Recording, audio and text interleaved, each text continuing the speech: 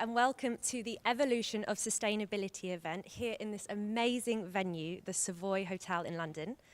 I'm Emily Malkin, presenting on behalf of Green Britain TV, and we are here to cover this incredible event presented by the P.E.A Awards and OMMM, that's OMMM. This is part of London Climate Action Week, which is happening all over London right now. There's over 300 events happening, both in person and virtually, all the way up until Sunday. And this London Climate Action Week focuses on finding global solutions to climate change. So this panel, The Evolution of Sustainability, is here to explore just that and hear from the voices of Mother Earth and Earth Elders. It's asking and answering questions. Is Mother Earth calling this a crisis? What is happening, and what is nature teaching us? And how do we navigate our human experience? So we have this incredible agenda lined up. In just moments behind me, we're going to have an opening ceremony, which is a ritual and blessing by Ka Pathogenics and Lama Tashinabu. Following that, we're going to have a panel on voices of Mother Earth with the Earth Elders. And then we go to our main panel, The Evolution of Sustainability. After a short break, we'll have a fireside chat with Mindahi Pastida, who is an Earth Elder and Ritual Ceremony Officer of the Otomi Tolek people. Emily Cromwell, who is a partner and Head of Climate Change Sustainability at Deloitte, and Kathleen Prendville, who is a partner lead at Google. Some of our other panelists are Lucy Martins, Yogini Jama, Melanie Pine, Yogi Cameron, Geraldine Encina, Sanjeev Verma, Ben White, and of course, Jarvis Smith, who is our organizer and host here. He is a thought leader and sustainability pioneer and founder of the P.E.A Awards, which is the People, Environment and Achievement Awards, which are happening in this venue later this evening. So without further ado, I'm going to pass over to Jarvis for the opening ceremony of Evolution of Sustainability. Ladies and gentlemen, thank you, welcome. Thank you for coming to join us in this. Thank you.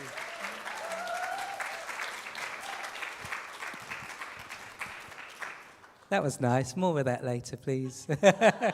Thanks for coming in to, out of the sun. I know it's a rare thing that we don't get much sunshine in England. So those of you that have come to experience this, thank you. Greatly, greatly appreciated. We have a wonderful day for you today. We're going to get straight into it because, as you know, we are live streaming as well. Just to say before we start, I know you've all been sociable and meeting with everybody, but would you mind just for a moment taking a few deep breaths, come to this place, come to this very special, sacred place that has been consecrated in such a way to give you an experience beyond the norm. Take a few deep breaths, gather yourself up. You can close the eyes if you like, it's entirely up to you, but just be present in the moment. We are going to begin the session with a ritual. I'm going to introduce you to everybody as we go along this evening, but thank you for being here. It's going to be a wonderful afternoon. We will have a break for tea. If anybody wants to get yourselves a drink, please do. I'd like to invite Drew to the stage. Whilst he's making his way to the stage, I just want to give you some questions that we've raised for today's event. Today's event is Evolution of Sustainability. We all know that the more awareness we have around sustainability, the worse it's getting, which is crazy, right? So why is that? What's the big question? What's the big line that's underwriting that? We're aware across the whole world every day. Mother Nature, Gaia, is giving us moments for us to really understand that there is changes going on, yet temperatures are rising, carbon emissions are getting worse. So the evolution of sustainability is, what do we do? Is Mother Nature calling this a crisis? Question number one. Why is it happening? And what is nature teaching us? So today is going to be an exploration, an engagement, and hopefully an inspirational moment for you all. How do we navigate our human experience? I'd like to welcome Drew, there you are, to the stage. Thank you all. Thank you. Thank you, everyone, and welcome to the day. We have a beautifully curated day for you. So I'm going to take just a couple of minutes of your time. I've been given a script because when I get given a microphone, I rarely give it up, so this will just keep it tight. Much more interesting people than me to talk with you today. My name is Andrew Lawson, and I'm honored to be here today to represent car empathogenics. We're grateful to OMMM, Maria Alphonse, and Michelle Narciso, who have kindly invited us to be a part of the P.E.A. Awards. Car empathogenics is a sustainable herbal supplement company whose mission is to restore full-spectrum aliveness for all beings. These supplements feature a plant called canna, a succulent from South Africa that's clinically proven to calm stress, lift mood, and improve focus. They're also called empathogenics for their heart-opening properties. When I take it, it feels like someone is pouring warm honey onto my chest. Really beautiful medicine. That wasn't in the script. Because of all the above, the indigenous consider canna to be a sacred teaching plant.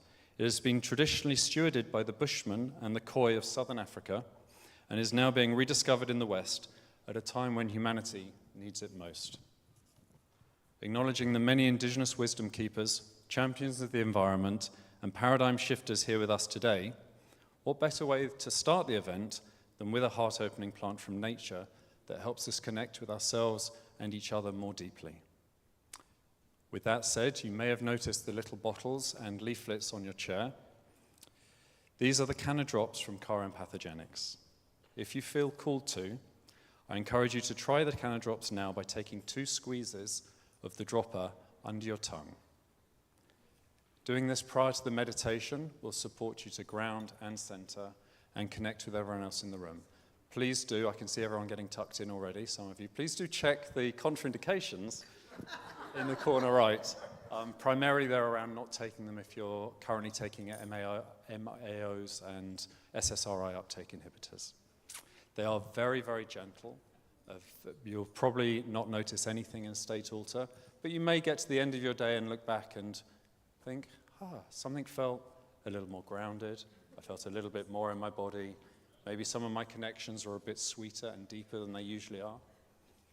Could be the decor, could be the car. Will certainly have something to do with the beautiful blessing we're about to be led in and the wonderful, wonderful sharings that are coming up from all the people today. Thank you so much for being here. I'm going to hand over now to Lama Tashi for the blessing.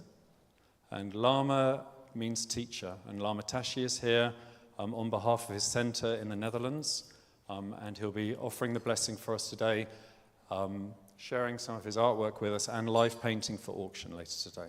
Thank you so much.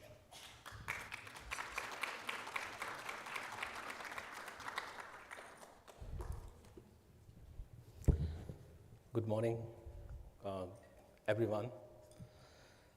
Thank you very much for this honor. I want to thank Michelle and Joel from OMMM. Can you stand for just Joel, please? Yes. I always want to thank my organizers who has brought me to these beautiful events. And thank you, Jarvish, for the wonderful connections, and then to meet all of you wonderful people. For me, a very important part is coming together, like this very moment that we gather, and then save the world and try our best to do prayers. In my case, I'm a Tibetan artist, to start. Also, I'm a Tibetan monk, and then Lama is a title for teachers. So I also help other Tibetan monks and Lamas to guide them, because I can speak a little bit of English to the world. So I also create a lot of sustainability on that topic. I went twice to Ecuador, create large size of Tibetan form of Buddha, but with the waste wood. I've done in Chicago and different places. So this is like a wonderful topic and session to join. And so I will do a short prayer I believe that compassion, when we talk about compassion, it's for humans and animals, but then we forget the nature to practice compassion to the nature. So I often paint some Buddhas like made out of flowers. Like these are my paintings, like these 4 paintings. And then I will also do a live painting there today. Some of these mandalas are done with sacred geometries. And then they are Tibetan mandalas, Wheel of Time. And then like that piece over there, you can see the Tibetan brocade. And then the Buddhas, and in the center, the traditional mandalas. They will shine if there's when proper light. It's used also the proper. Actually, these are like distorted Tibetan tankas in that case, and then the brocades are separated, distorted, like the Tibet situation. And then I join them together, and the flying monks. So when you look closer, you will see. So my prayers, I will sing prayers for the world peace, for the world ecological balance. So there is one mantra, OMMM, which I will like to sing together with you all. This way we can be reminded to practice compassion. That's the mantra of compassion. Om Mani Padme Hum. So it's very, it's the most popular Tibetan mantra. That means Om is like the Buddha's body, speech, and the mind. Ma, the body, speech, and the mind. Yeah. And Om Mani means jewel, like a precious jewel, like we are all like a jewel. And Padma is the lotus. Yeah, like the lotus, we give example because it grows from the dirt.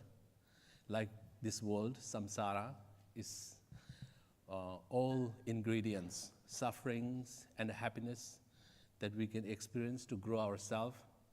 Om Mani Padme Hum. Hum is, may we stay in that state of mind like the Buddhas. So the prayer is, may my body, speech, and the mind be enlightened like the Buddha's body, speech, and the mind. So this way we will sing together. I will have a little in the beginning, praises, and then we sing together. Sangye chodan soge tsonam la janjo pardo dane gyapso che dage jinso gebe sonam ge dola pinje sangye dobra sho simje tamje dewa dan dewe gyudan dembara gyuche semje tamje dunge dan dunge ge gyudan dewara gyuche semje tamje dunge meben dewa dan mindewa gyuche semje tamje nyirin chadan nyidan dewe tanyum la nebara gyuche Chadong kolon yurwe gebo don chendong keba sangbe sangye don kala gande de la derden be tumba chere se la chai selo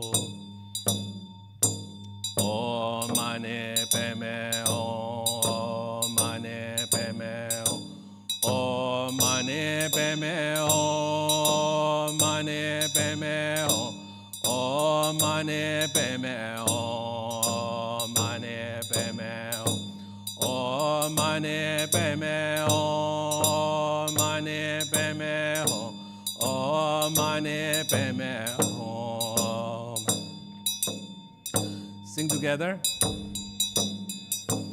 Om mani padme hum, mani padme hum, Om mani padme hum, mani padme hum, Om mani padme hum, mani padme hum, Om mani padme hum, mani padme hum, Om mani padme hum, mani padme hum, Om mani padme hum, mani padme hum, Om mani padme hum, mani padme hum, Om mani padme hum, mani padme hum, Om mani padme hum, mani padme hum, Om mani padme hum, mani padme hum, Om mani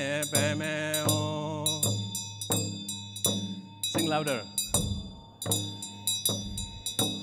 Om mani padme hum, Om mani padme hum, Om mani padme hum, Om mani padme hum, mani padme hum, Om mani padme hum, mani padme hum, Om mani padme hum, mani padme hum, Om mani padme hum, mani padme hum.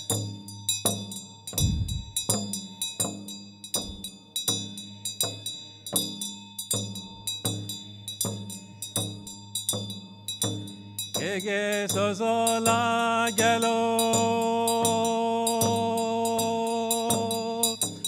Ege sozola gelo, Oh mane beme, Oh mane beme, Oh mane beme, Oh mane beme, Oh mane beme, Oh mane. Kege sozol ha yelo, Kiwande nyordoda, Chere sewan robgyone, Droa chigamaleba, Deye sala gubara. Show.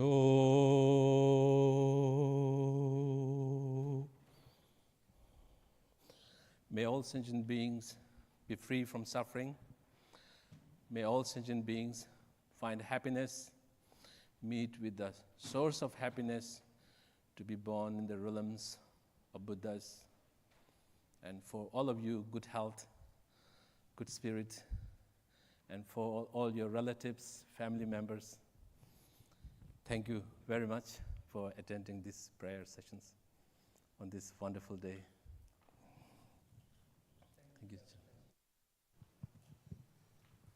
Thank you. Thank you, Lama Teshi.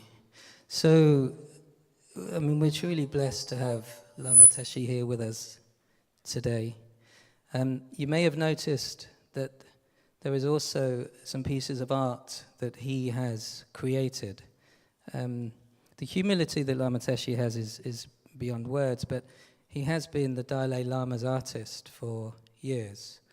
And this art that is on display is on sale and is available to raise money for his museum in the Netherlands, which you can also visit. You invite us all, right? So would you just tell us quickly about the art? So these artworks that are here, the 4 pieces, are one of my latest and my most important artworks.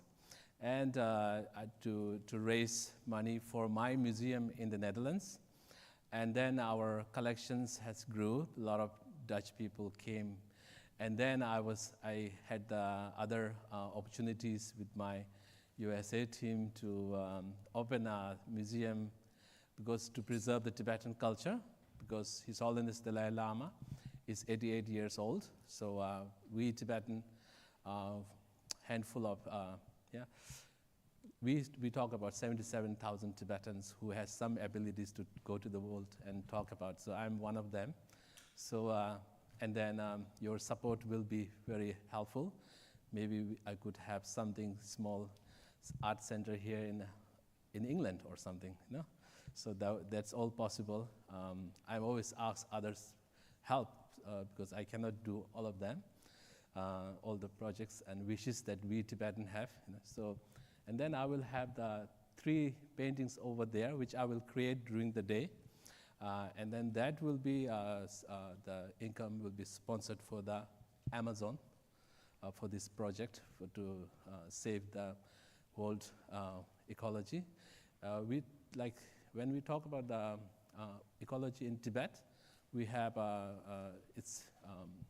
Tibet is already very dry, and then size of Holland is cut down, deforested, so that makes the, I stay in Holland, so that is like a very, so that's why I go around in the world and create these projects.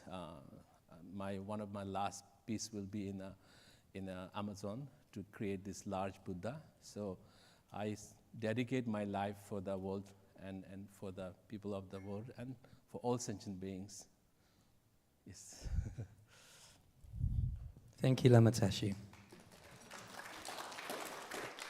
So we're going to move into our panels. This is perfect timing because actually, Michelle, as you're here, Michelle is really the most amazing human being and is actually pivotal to everything today. I have simply been holding space, but Michelle has been the person that has brought us all together. Can we just please give in honor to Michelle and Lama Tashi? Thank you. So Michelle is co-founder of OMMM. I always say O and 3 M's. That's what I'm going to do from now on. So just get to know OMMM. It's, as far as I can tell, is going to be the next wave of the evolution of sustainability. So I'll leave you with that seed. I'd like to invite the Earth Elders to the stage. So the Earth Elders are literally that. Elders from around the world. We obviously don't have them all here today, but we do have Mindahi, Geraldine, Lucy Martins, who's in the process of making a film with the Earth Elders. Melanie, please come and join us up on stage. Before we start the panel, Ben, where's Ben? There you are.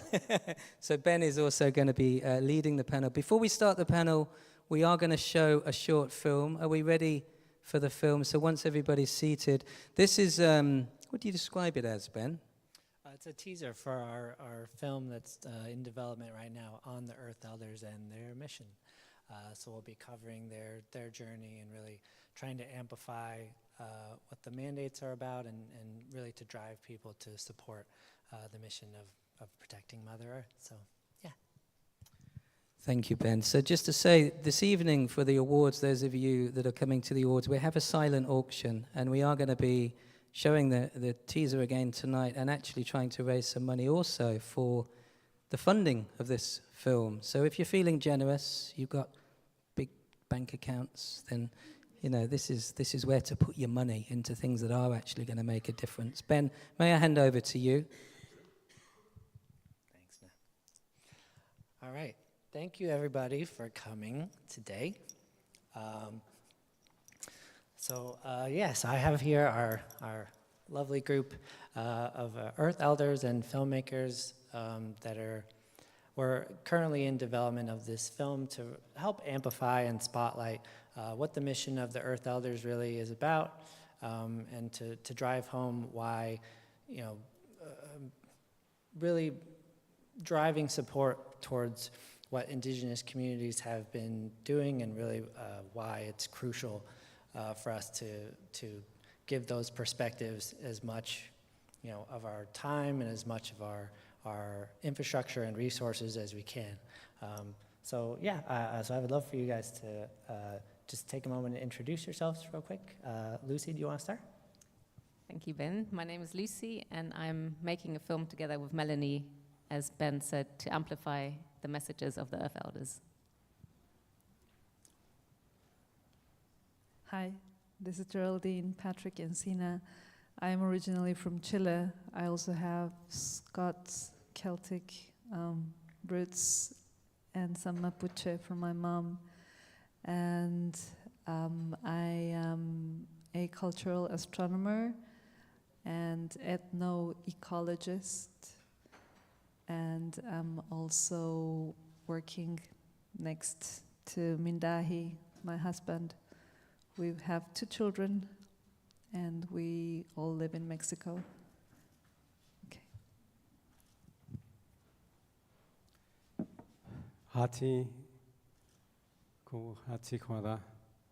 Good morning.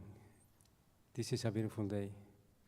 My name is Mindahi Bastida from the Otomi Toltec peoples from central Mexico. And it's a great honor to be here in this beautiful day in London for the London Climate Week, and also bringing together this unification process and other beautiful initiatives. So I want just to be in this time and space so we can share what we bring and how we can come together in alliance. Thank you.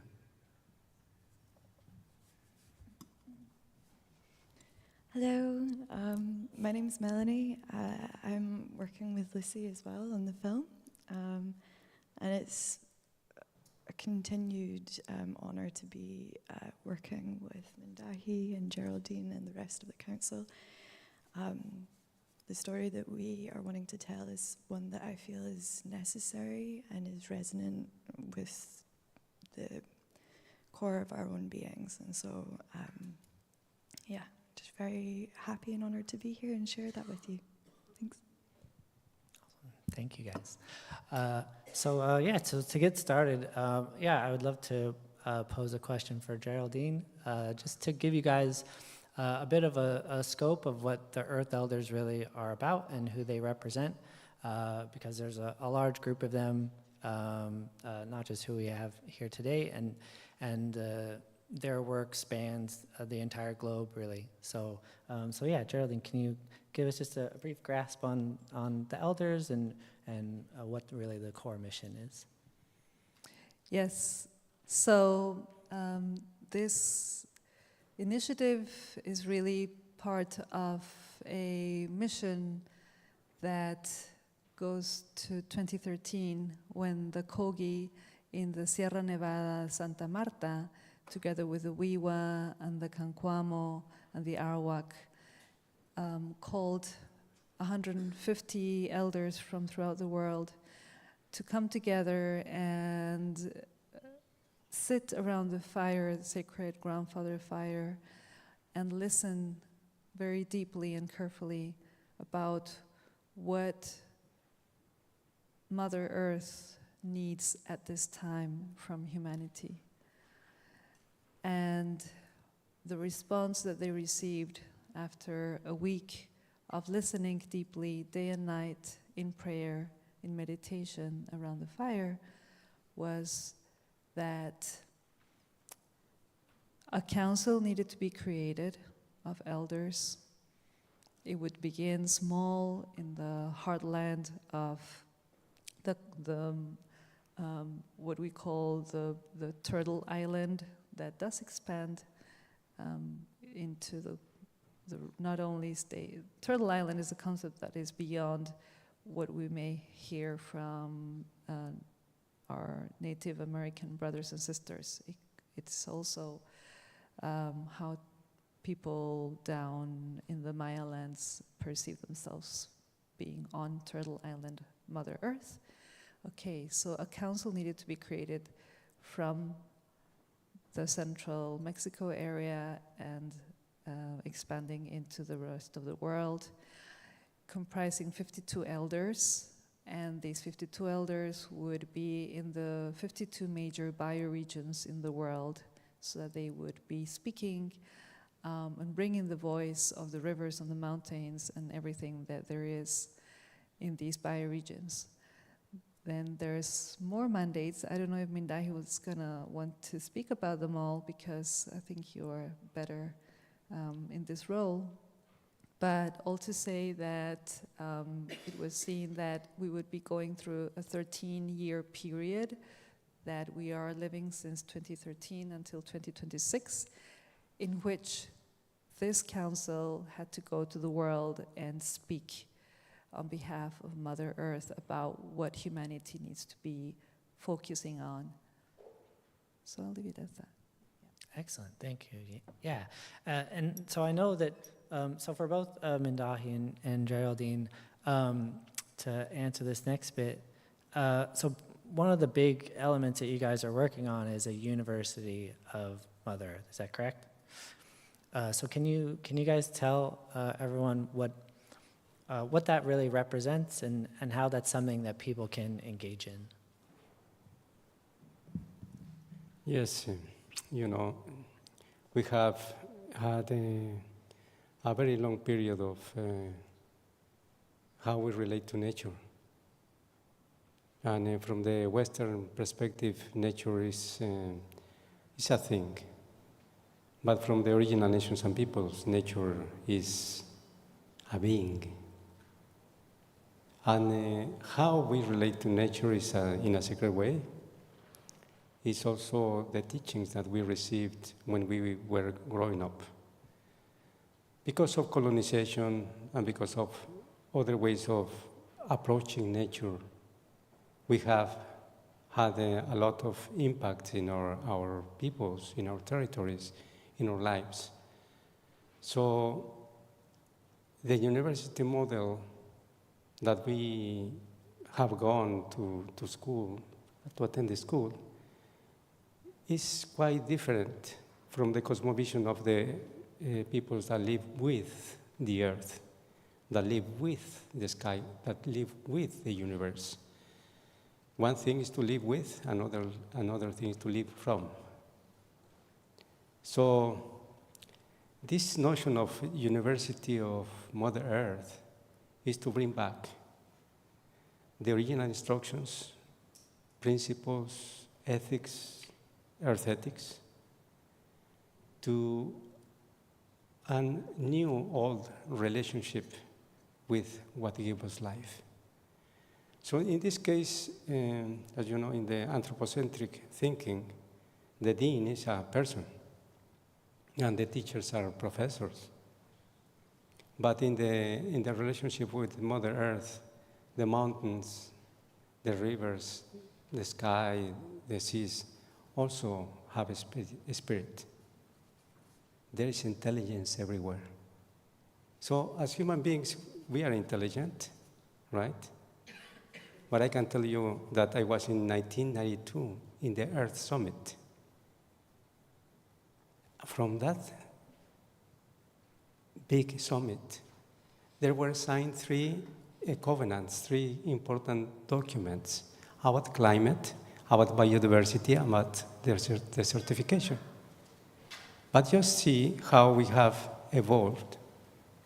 It was around 1993, 1994 that the ministries of environment were produced, even the environmental law, but still very permissive. We see nature as a commodity from that perspective. And all what we learn in general from universities is about how to be successful, how to be really just take over instead of taking care. In other words, the University of Mother Earth is another very old perspective based in ancestral wisdom.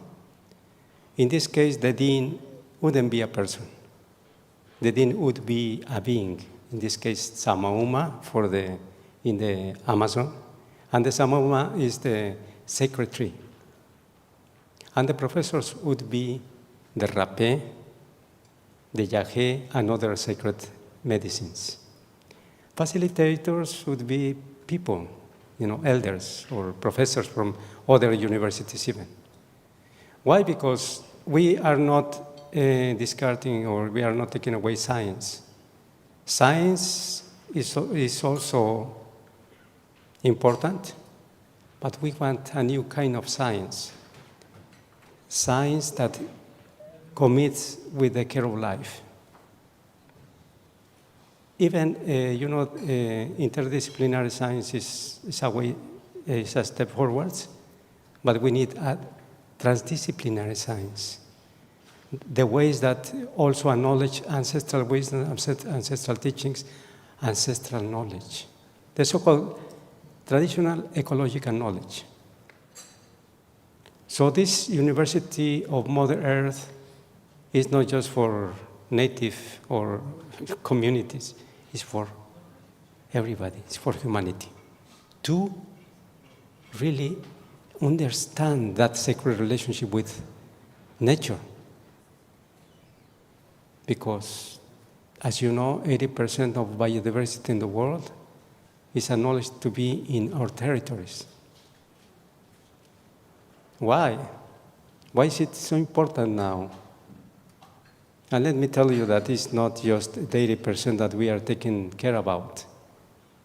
When we travel, when we go from here and there, we take care about all the biodiversity in the world.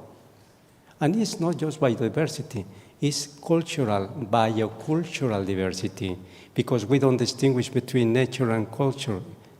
It's all together. It's all together. And that's why we talk about biocultural heritage, biocultural diversity. So all of these themes, time and space, how we study the celestial bodies, how we bring these philosophies in service to the life. So this is what we are aiming. And just to finish this comment, the concept is about the University of Mother Earth, but the sky is not left out, because we are living in cycles, not in the linear time, but in cycles. So we need to understand also that. And the University of Mother Earth is like the umbrella, like the concept, but we need to develop the University of the Forest, the University of the Rivers, the University of the Mountains, and so on and so forth. Thank you. Thank you.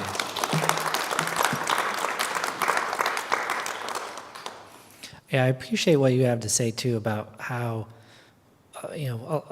we've looked at the earth as a commodity, that it's here to serve us, right? Which is a mistake, and I think a lot of us in our room appreciate that, right? And so to the work you guys are doing, I would love to get actually all of your perspectives on in your perspectives, what constitutes being a good steward, right? Or being a protector, or being a guardian? Because I think it's important for people to know that that's not something that comes with a right answer or a wrong answer, right? I think it's something that we all can identify an answer for ourselves what that means, but it's important for people to reconcile that, to have an answer of what being a good steward means. So I'd love to hear a response from each of you of what it means for you. Lucy, do you want to go first? Okay. What does being a good steward or protector mean for you? Well, I think first recognizing that we are one with nature. So if you're a good steward to nature, you're also a good steward to yourself. So recognizing what we're doing to ourselves, we're doing to nature, and vice versa. So really moving away from that concept of separation that we've kind of been brought up with, and going more to unification, as Mendahi often speaks about, which is now these times that we're in, or that we're, according to the prophecies of a lot of indigenous people. So how can we really move away? If you look at agriculture or farming, how can we be stewards to the land and not have the sense of ownership, but leave it for the next generations to come?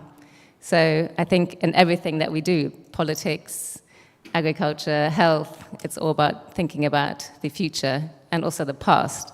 So how can we really shift away how we see time, space, and kind of go back to the time or the way indigenous people and all humanity used to live with much more harmony and peace with nature and each other. And I think it is possible. And I think we are, or have, me included, have become quite cynical at times. But I think, the more healing you do with yourself, the more you're also healing nature and the society as such. So it really starts with the self.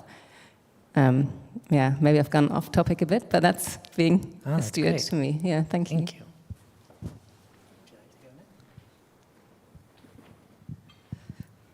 Yeah, Lucy, you described it beautifully. I think everybody can relate to that process. We're somewhere in that process of integrating ourselves and acknowledging the beauty that we are as a whole, including the stars, the cosmos, and the unseen, and the mystery. And about that,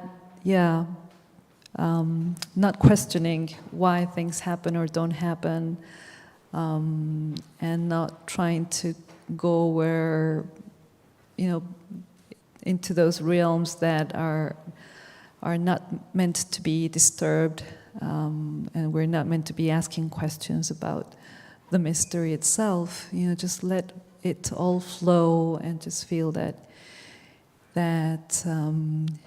there is a divine plan. And also let's include those spirits and energies that are dwelling everywhere in the forest and in the waters and in the skies, in the clouds, in the caves, that we often forget about. And they are there also, and they are needing acknowledgement, and we need to be including them in our prayers and understanding that the beauty that there is still everywhere to be seen is being held by these beautiful deities and energy forces. At least to me, that is really important today, to acknowledge these beings that at times in sacred sites are going to be holding on to that beauty and the harmony as long as we acknowledge them. There seems to be a purpose and a responsibility for at least some of us in the world to be in touch with these beautiful forces of nature that can be as gentle or as angry, depending on how we have behaved as well. So paying attention to that so that we can all coexist and do our part and take responsibility in our little part of the world. Thank you. Yes, I was talking about how we relate to the nature and to ourselves, because we are nature. How we take care about our bodies, our thoughts, our energy. But most of the time we think just about the individual way of thinking. So, because of that, we have this complex crisis. And, we are living through all of these problems. But this time is the time of meeting our responsibilities as a species. It's not just our problem, it's your problem. Your problem is my problem. We are all facing. We all breathe. We all eat. We all dress. So I remember I was working with a beautiful woman from Hawaii, and I want to bring her name, Lahena Gay.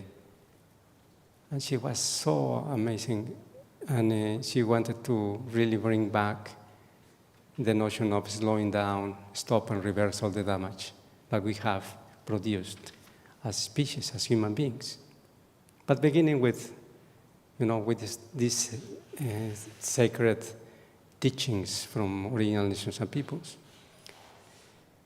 So this is the time to go from the me to the we. this is the time. Because we cannot continue doing the work we are doing without your help, without your support.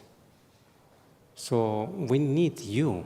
We need the institutions, the organizations, the nation states, because we believe that we have a general mission as human beings in this world. We believe that we came here to this beautiful planet to take care and to be the stewards and to be the caretakers and caregivers. This is the time not to take, just to take, but also to give back. And that's not just a principle, but a sacred relationship. It's reciprocity. Because when you just take and take and take, that's a sickness. There is something wrong. And we need to change that if we want to make it, if we want that this humanity and the world flourish once again. So this is the time to rethink our place in the world. Thank you.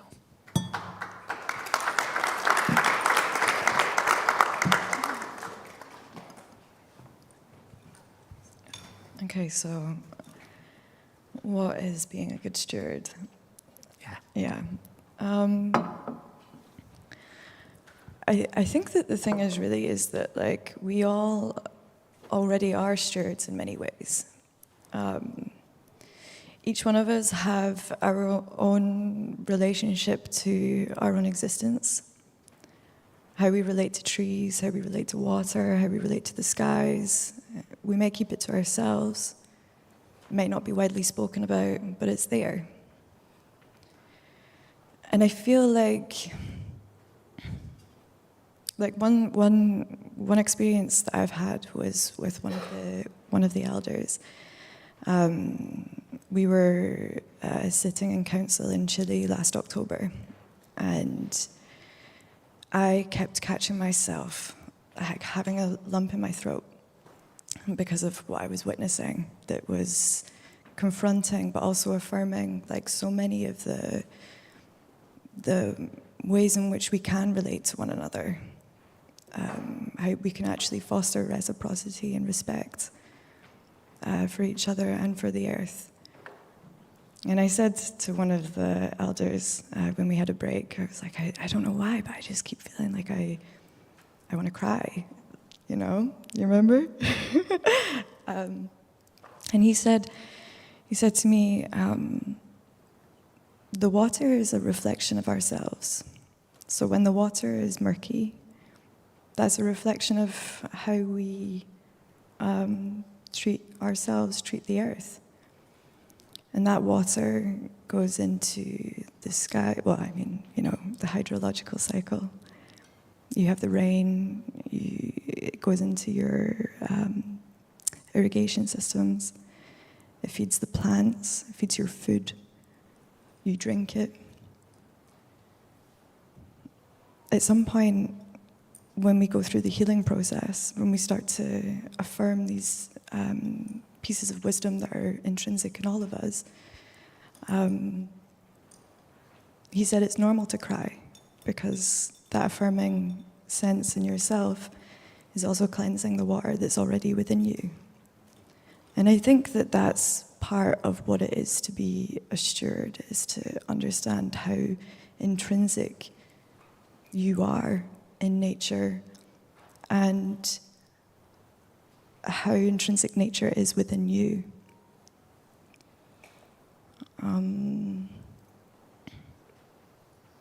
Yeah, I think that's. Did that answer lovely. it? Yes. Okay. Thank you all for your perspectives on that.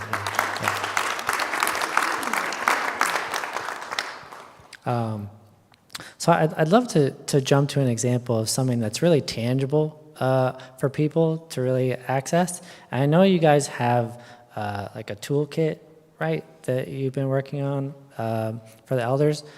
Can you share and elaborate a bit on that? Because that sounds like that's something really where people can use it as a takeaway and really interact and become educated and stuff. Yes, we were invited a couple of years ago. There's an organization called Three Sisters, and it's based here in England, but also they have other partners in other countries. So they began to talk with us about trees, about reforestation. As you know the carbon offsets and all of what it means in the Red Plus and other programs is to really bring back to draw down the carbon and to really continuing some companies to continue the process of production. But we see that reforestation is a very serious issue because it's not just to reforest and bring alien species to the ecosystems, but it's also to really understand the different bioregions, different ecosystems, and how we approach to these activities, to these trees, because the trees, as you know, and scientists know, that they communicate, they support each other through into the mycelia, with the mycelia underneath the soils. So for us, some trees are very sacred. Like the baobab in Africa and the ceiba in the Maya lands, or we have sabinos in other places and special trees. And this toolkit we were working with for a couple of years is now just published last week. And we were in Oxford, around Oxford, bringing this toolkit to see the light. But this time is about how we bring the principles, the knowledge, also how we approach the communities. Because reforestation is not just trees. Reforestation is also the thinking. What kind of species are going to be there? Because most of the time, we bring species that affect negatively to the ecosystems. And sometimes it's just monocultures. So it means that we need to think about what we are producing, for what, and what is the intention. So this toolkit is very meaningful because it's a way of rethinking also how we want to bring back life. Because in many places around the world, there were programs like planting eucalyptus that were alien. Still, I've been just when we were in South Africa, you could even see, like the monocultures of eucalyptus and pines and just destroying the soil. And for what? Just to continue this paradigm of production and commodification of nature. So this toolkit is not just a way of doing, but a way of thinking and a way of feeling. What kind of activities or actions we carry out if we really want to bring, and honor diversity. As we say, if a color is lacking, there is no rainbow. And we all are related to those colors, to the beauty of this world. So we are calling for unity in the diversity. And that's what this toolkit is about. It's about bringing back and honoring those beings as beings. Because you can see the water, and we honor water. But in the, let's say, in the capitalist or Western perspective, this being is a resource, right? And we can think rational, oh yes, it's a resource. But really the water is not just a resource. Originally the water is a being, it's a sacred element. So we must treat the waters, all the waters, as a sacred element. And not just in our life, but in public policies. If we treat the sacred elements as beings, this world is going to be different. And we must arrive there. Thank you.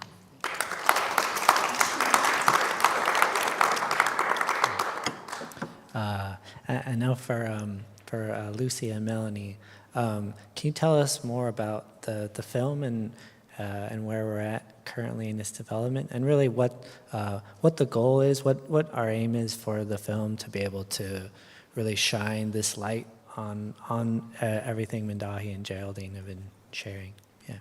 Yeah, thank you. So first of all, I just want to say how beautiful the process was to be invited into the film, because the way of this film is being made was also trying to change the paradigm of filmmaking that in the past, I've been doing documentaries for 20 years, and I think sometimes you go in and you take a story and you can sometimes also leave chaos behind, even though you have well intent, but you might not be doing it in the, in a reciprocal way, or really like being transparent, and I think especially with indigenous people, there's been a lot of sense of taking a story and not really working together in collaboration.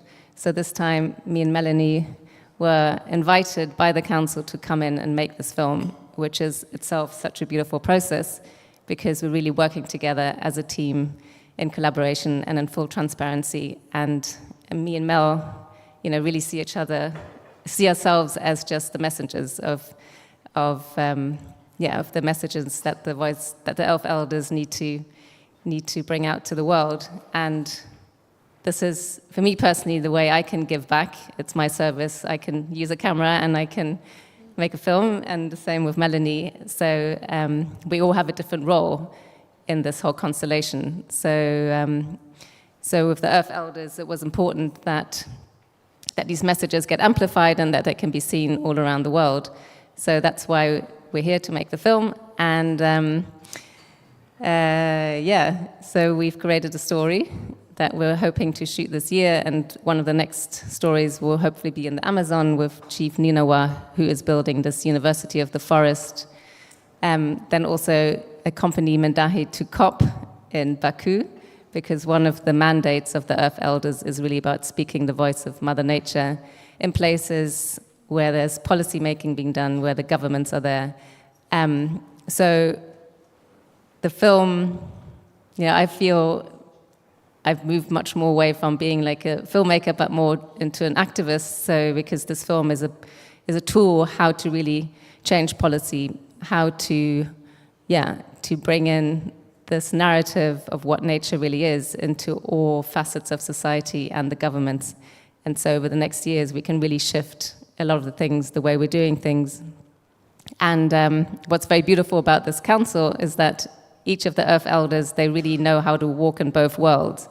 So Mindahi and Geraldine, they've been for many years in all kinds of spaces, and I can say the same of all the elders that we've met, that they're so deeply connected to nature and so spiritual and cosmic, but at the same time are academics and professors and have been working with the UN or live in cities. And so we also want to show that by being indigenous, you can really also, live in a city.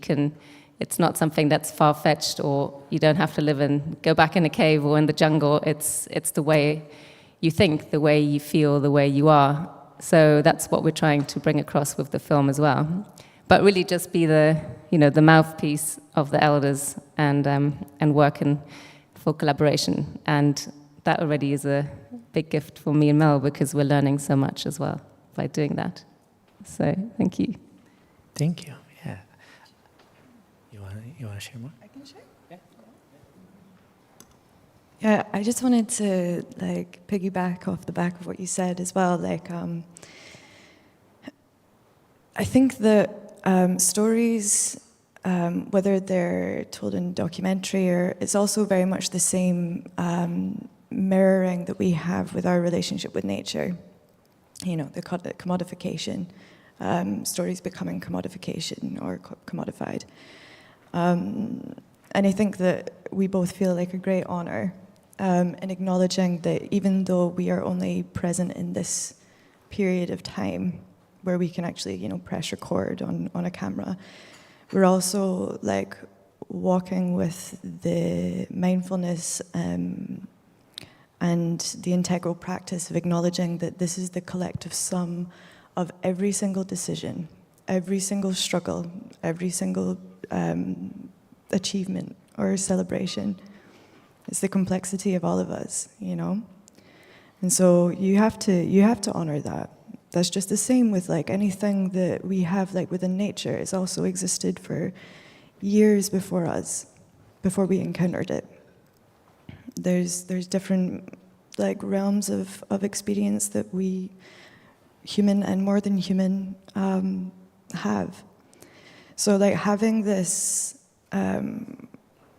respect and reciprocity and understanding in honoring the humanity of everybody and conveying that, just as Lucy said as well, like one of the things that we hope to achieve with the film is to ignite the joy of like cultivating your own connection to nature and recognizing how powerful that actually is. I've said this before, but we are literally so incredibly capable of shifting our current reality, because everything around us right now was an idea to someone at some point. That's the power that we actually all have as individuals.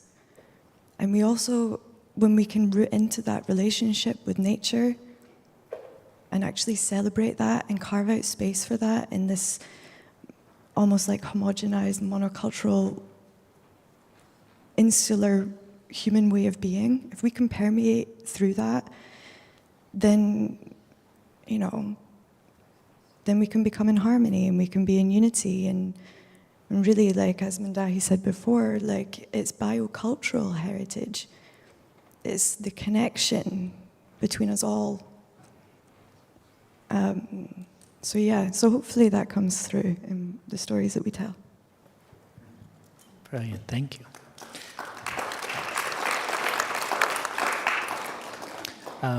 And so just to wrap up, because we're almost out of time, what can people walk away with and understanding where they can go to learn more, right, about the mission and the film and how people can help and even donate if they'd like to?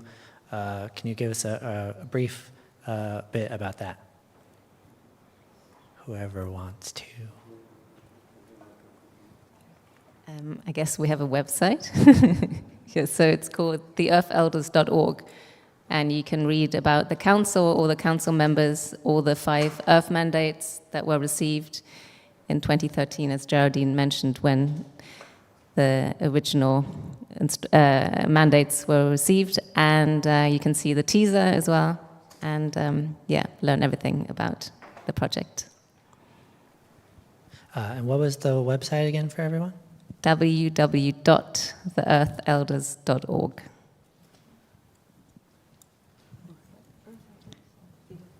You can also follow us on social media and be part of the journey, which is also Earth Elders, at Earth Elders. On Instagram, we share regular information and videos from each one of the elders, and it will also like expand perhaps in more depth like about some of the foundational concepts that are being brought forward and presented to be implemented across the world in terms of ethics and traditional ecological knowledge as well. So please, please, please, please do give us a follow. Like, do be part of the journey. This is all our journey. And as well, we do have a fundraiser that's integrated onto our website, which details a little bit about the film, but also we're going to go 50-50 on the funds so that it can support the organization and the growth of the organization. So yeah, please be part of the journey. Yes, I just want to call for support. As I was saying before, this is the time to support each other. We cannot do it ourselves anymore, just alone, taking care about or giving care about life. But this is about also mind and spirit. So this reciprocity should always be at the front and at all directions. So yes, we need your support.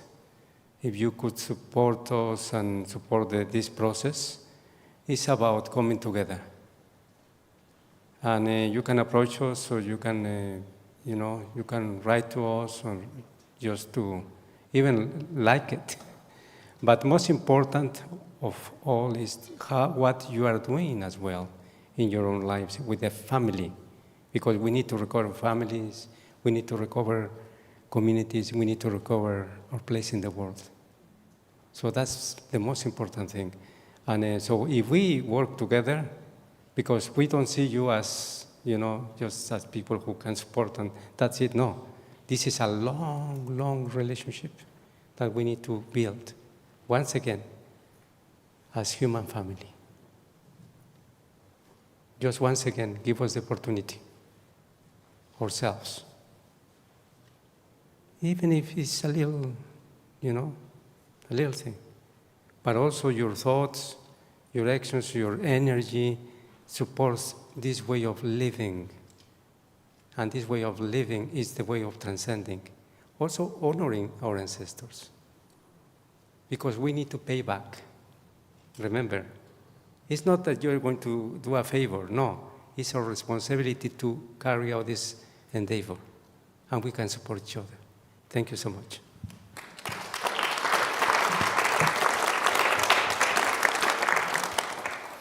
Awesome. Thank you, everyone. For your thoughtful responses and just stimulating this conversation for everyone. I hope you all take some time to look up about the Earth Elders and really do a deep dive on what this mission is about, because it's not just their mission. Like we've said, this is really about everyone and how we be better stewards for the world together. So thank you guys.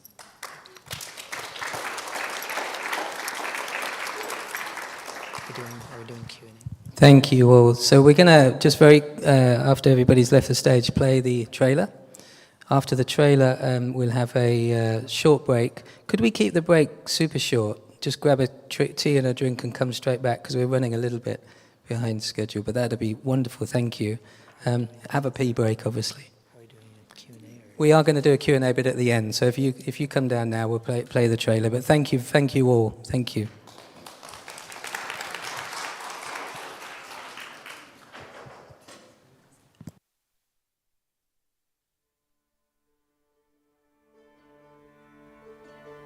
We didn't live in one place. We moved through the forest. The understandings that we once had to the earth, the responsibility that we once had to the earth is what it is that the original peoples of the earth once walked with. And when I say the original peoples of the earth, I mean all colors of man, all peoples from all regions. Y en 1492, con la llegada de los visitantes, empieza el periodo de 500 años de prueba, de resistencia, porque nos quisieron quitar nuestra lengua, nuestras costumbres de cantar al sol, cantar a la luna, a las aguas, cantar a las huacas, y no pudieron.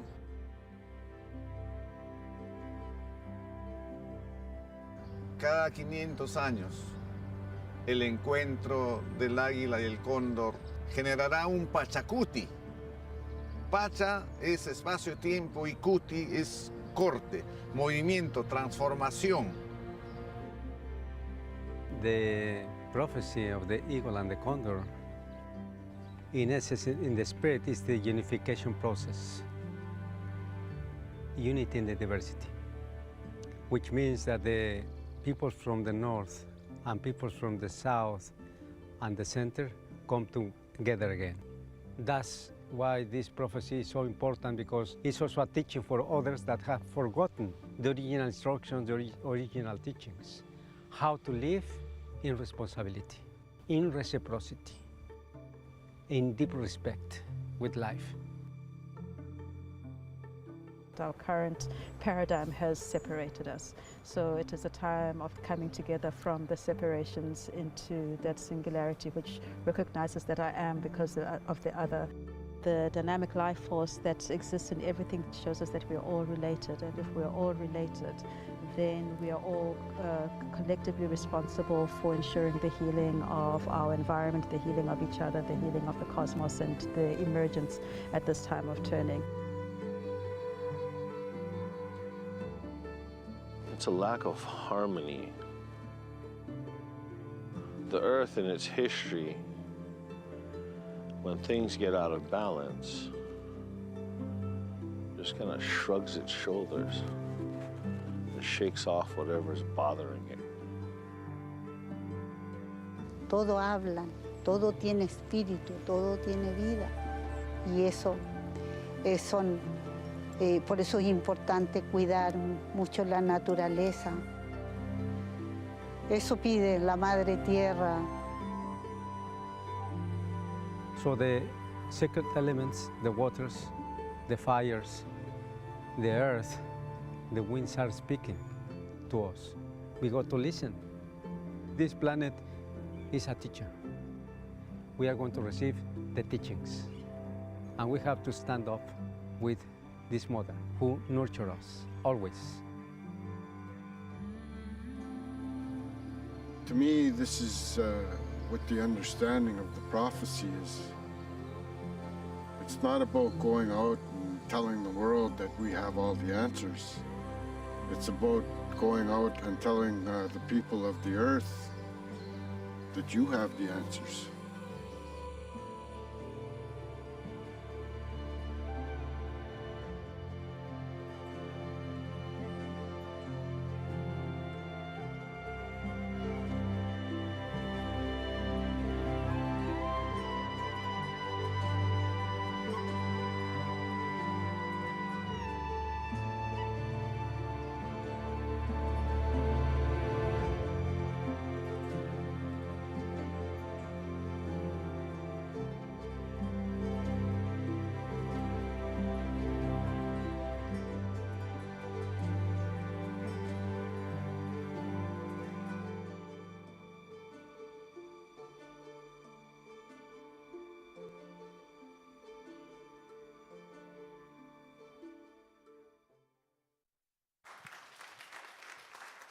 Ladies and gentlemen, we're going to have a very short break. Please, ladies, powder your nose. Gents, grab some water, whatever you need to do. But please be back in 10 minutes. Thank you.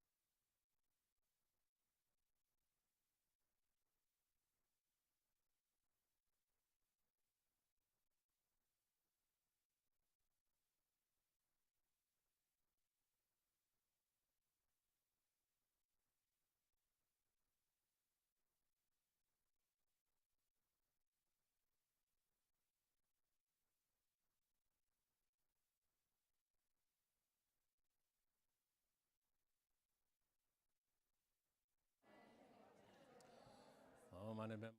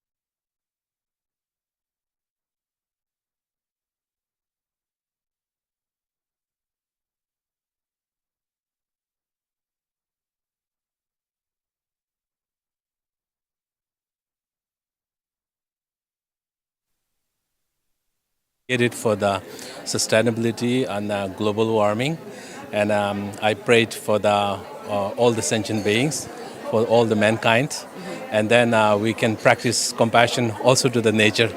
So that was my main dedication. Like I said, normally we think about people and beings for compassion. Now this is to practice compassion to the nature, so that we can save this world and save this earth. Yes. That's so beautiful. Thank you so much for that. You come to these kind of events and you don't expect those kind of amazing sentiments. So yeah, no, it's really special. And yeah, how do you express that also through your art? Is this your sort of main form of expression? Yes, these. So I was inspired today, and I'm making a Buddha with a flower Buddha, to become a flower and earth elements that we can save the world. And then we are practicing to become the nature, to grow flowers inside ourselves, to become, and then all the bees and butterflies comes towards you. That is like this explanation of these Buddhas, how I paint them in plants. So yeah, it's to bring awareness of nature, awareness of to grow plants. Like in Bhutan, I was born in Bhutan. I'm a Tibetan, but the king of Bhutan, when he have a baby, and he asked the gift to grow one tree in the whole country, everyone. So the 700,000 Bhutanese population, it's not much, but they all plant 700,000 tree. So that kind of a concept I like very much, yeah. And you feel that your sort of purpose is to express that through art. How did you come sort of to the decision that you wanted to be a live artist? I like art. This is my main medium, and I do also recite Tibetan mantras. So I combine the compassion, and then the live painting performance is like a very powerful medium to express. On the stage, I use that to bring the awareness of Tibet and my culture, and then to bring awareness of nature. Yeah. Thank you. And can you talk us through this piece here as well that you brought today? Thank you for this is a very significant piece I created. These are Tibetan brocades, and this is the mandala, which is traditional form of art, and center part I paint, and it's very delicate. And then these are the real brocade I glued around. Tibetan sacred Buddhist mantras as well. I bring them from the Himalayas to bring the positive energy to the artwork. And this shows that Tibet, like scattered, our culture has been scattered, and we are in the world, and yet bringing together. And these are Tibetan monks and meditations in postures, like they symbolize Tibet situation. And then we are everywhere. And then there's a yak here flying. So it's that's why I call it Tibetan contemporary art. It is very traditional, and yet still it shows the situation of Tibet now. Yes. Thank you, that's incredible. And I know that mandalas have a massive significance. Can you explain what the significance is? So the mandalas are very sacred artworks because they symbolize the pure realms. So before we talk about realms in the Buddhism, but this here I would dedicate. Actually, this is the mandala of compassion, but then I dedicate this world, like that we have to save this, like a precious body, this world. If we can treat it as sacred, like the meditations, like focus to the world. This way, I think we save the world and practice really, because we all are very sacred, every beings, because this is the body where, unlike animals, human beings can communicate with all living beings and then save this earth. Not our pets cannot save it. No? So our pets and animals are wise. They can be very wise, but we are on different level. So in that way, we can save, like my paintings, yet it is scattered everywhere, Tibet. Still, we are surviving and speaking to the world, and then bring the Tibetan beauty of Tibetan culture to the world, and that we have the potential, like the Tibet culture has the potential to save the world. We, all human beings, have the potential to save the world. That's the meaning of this painting. I love it. I love it even more. I was super drawn to it already, and now I know the meaning behind it. I think it's gorgeous. Thank you so much for bringing it. One final question: with the theme of the event, evolution of sustainability, could you tell us if does Tibetan Buddhism have a part to play in that evolution of sustainability? Are there teachings in Tibetan Buddhism that we can take into our sort of Western understanding of sustainability and apply to this climate crisis and the task ahead? Yes, very much. Tibetan Buddhism is very scientific, have scientific reasons how we can, like I said, we have the potential to save the world, and the Buddhist teachings are mostly based on the reasons, law of causality and cause and effect. So we need to save this world before we go to the Mars and all that. Still, this earth is the most important, and I think we spending so much trillions of money into the space and all. I think this place, Earth, is very important, and receiving the teachings from Tibetan Lamas, Tibetan Buddhist masters, and Dalai Lama, then we can practice compassion. And compassion is very vast for the nature, for the animals, all beings, all species. So this way, Tibetan Buddhism has full potential to save this earth and all of us. Of course, we are all wonderful. London, America, the Western world is very educated and in the education level. And that's why I also like to learn from your culture, and then what we can bring to the love and compassion. And together we can save the world, yes. Thank you so much. That was amazing. Thank you. We would love to just continue watching you with your live art. You look very much like my Buddha, the green. I will take that. Are you saying I'm your inspiration? Yeah, very, very green. That's very interesting. I know. I'm lacking some green colors. Oh, really? I mean, if I could give it to you, I would. It's really beautiful. No, we'd love to continue watching you. Sure, yeah. Thank you so much. Thank you very much. Thank you. What's your name? Emily. Emily. Lovely to meet Lamatashi. you. Nice to meet you. Thank you so much. I'll give you this. Please given this our museum. Oh wow, you're in the Netherlands. In the Netherlands. Yes. Okay. So this is the only Tibetan art museum in the world, and you see here you can see I make Tibetan Buddhas in Holland in front of our museum, and this is in Chicago, made out of waste wood. Wow. Okay. So they're like sculptures in yes. the environment. So that's something making sense with the Tibetan culture. We talk about Buddhism and then to practice compassion, and people go there, see these artworks. I've done lately in Mexico, like 7 feet. So these are my expressions. Wow. And then everyone helps me to bring the woods and materials. All the local artists come and help. So this is like 2025. We're making a big Buddha in the Amazon itself. It's a collaborative project? Yes, I initiated. How did you get the other artists involved in this project? Oh, I have friends from OMMM, my team in the United States, and my team from the Netherlands. Then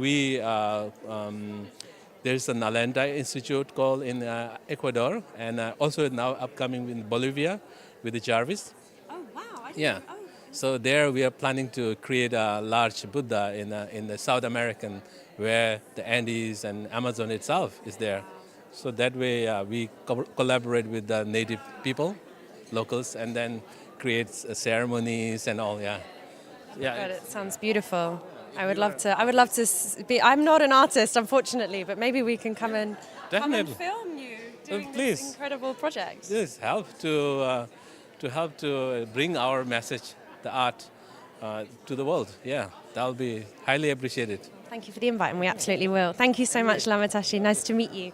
We are going back now to the next panel that is happening, which is the main panel, The Evolution of Sustainability, coming right up here at the Savoy Hotel. Ladies and gentlemen, please take your seats. We are about to commence the second half of today.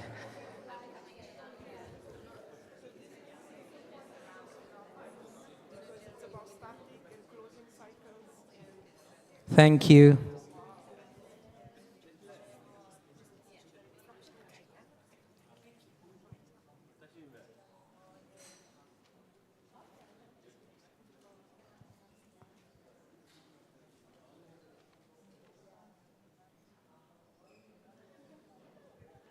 Ladies and gentlemen, please take your seats. Thank you. Please move to the front of the auditorium as well. It should be lovely.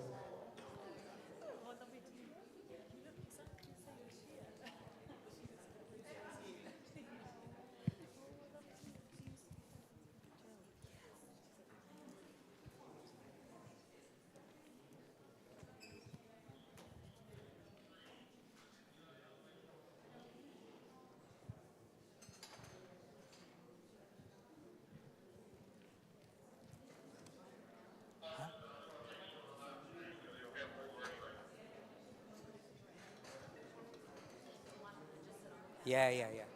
So I'd like to call our panelists for the second half of the proceedings.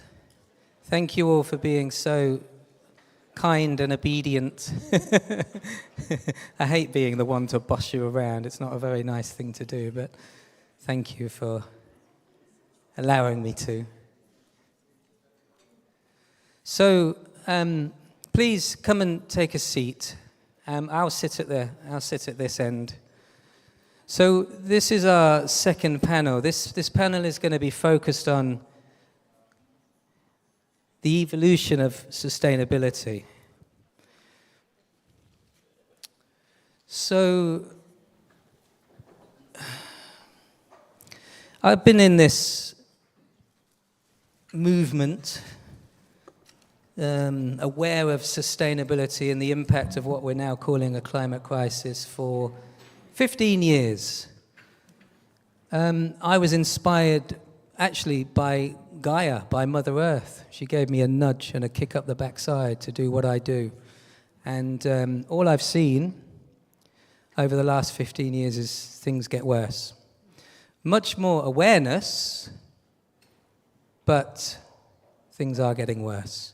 So it's a fact that by 2030, which is the deadline to not pop over 1.5 degrees, it's a fact at the moment, on the current trajectory of where we are going to go to 2 to possibly 2.5.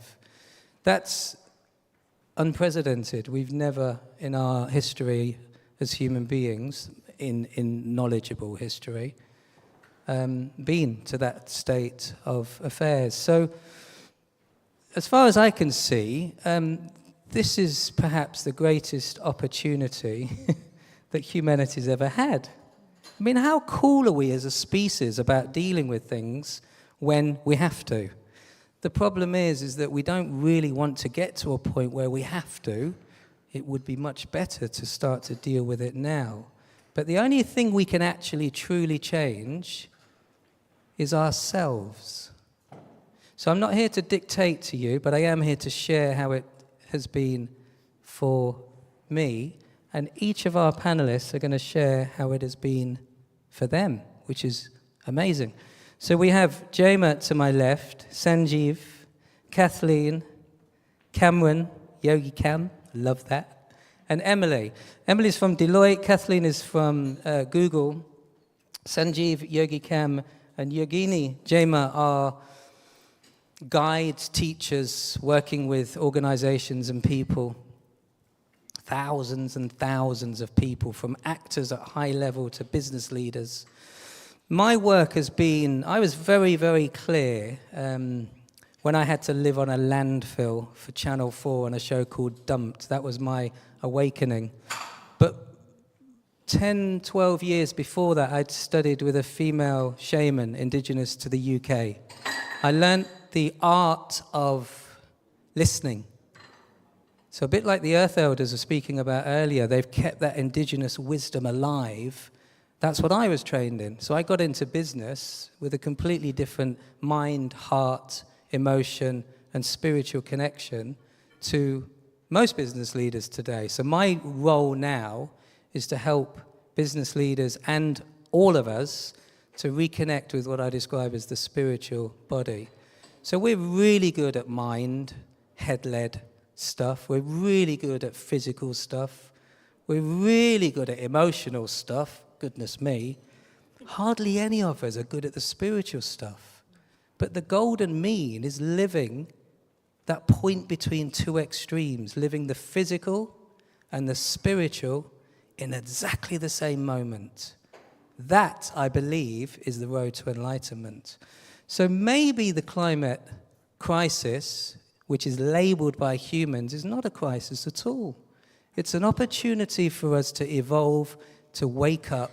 Maybe we all, if you believe in what I do, we all committed to incarnating at this time, in this moment, to collectively awaken so that we can evolve as a species, as a planet, as a universe, as a cosmos, as everything that there is.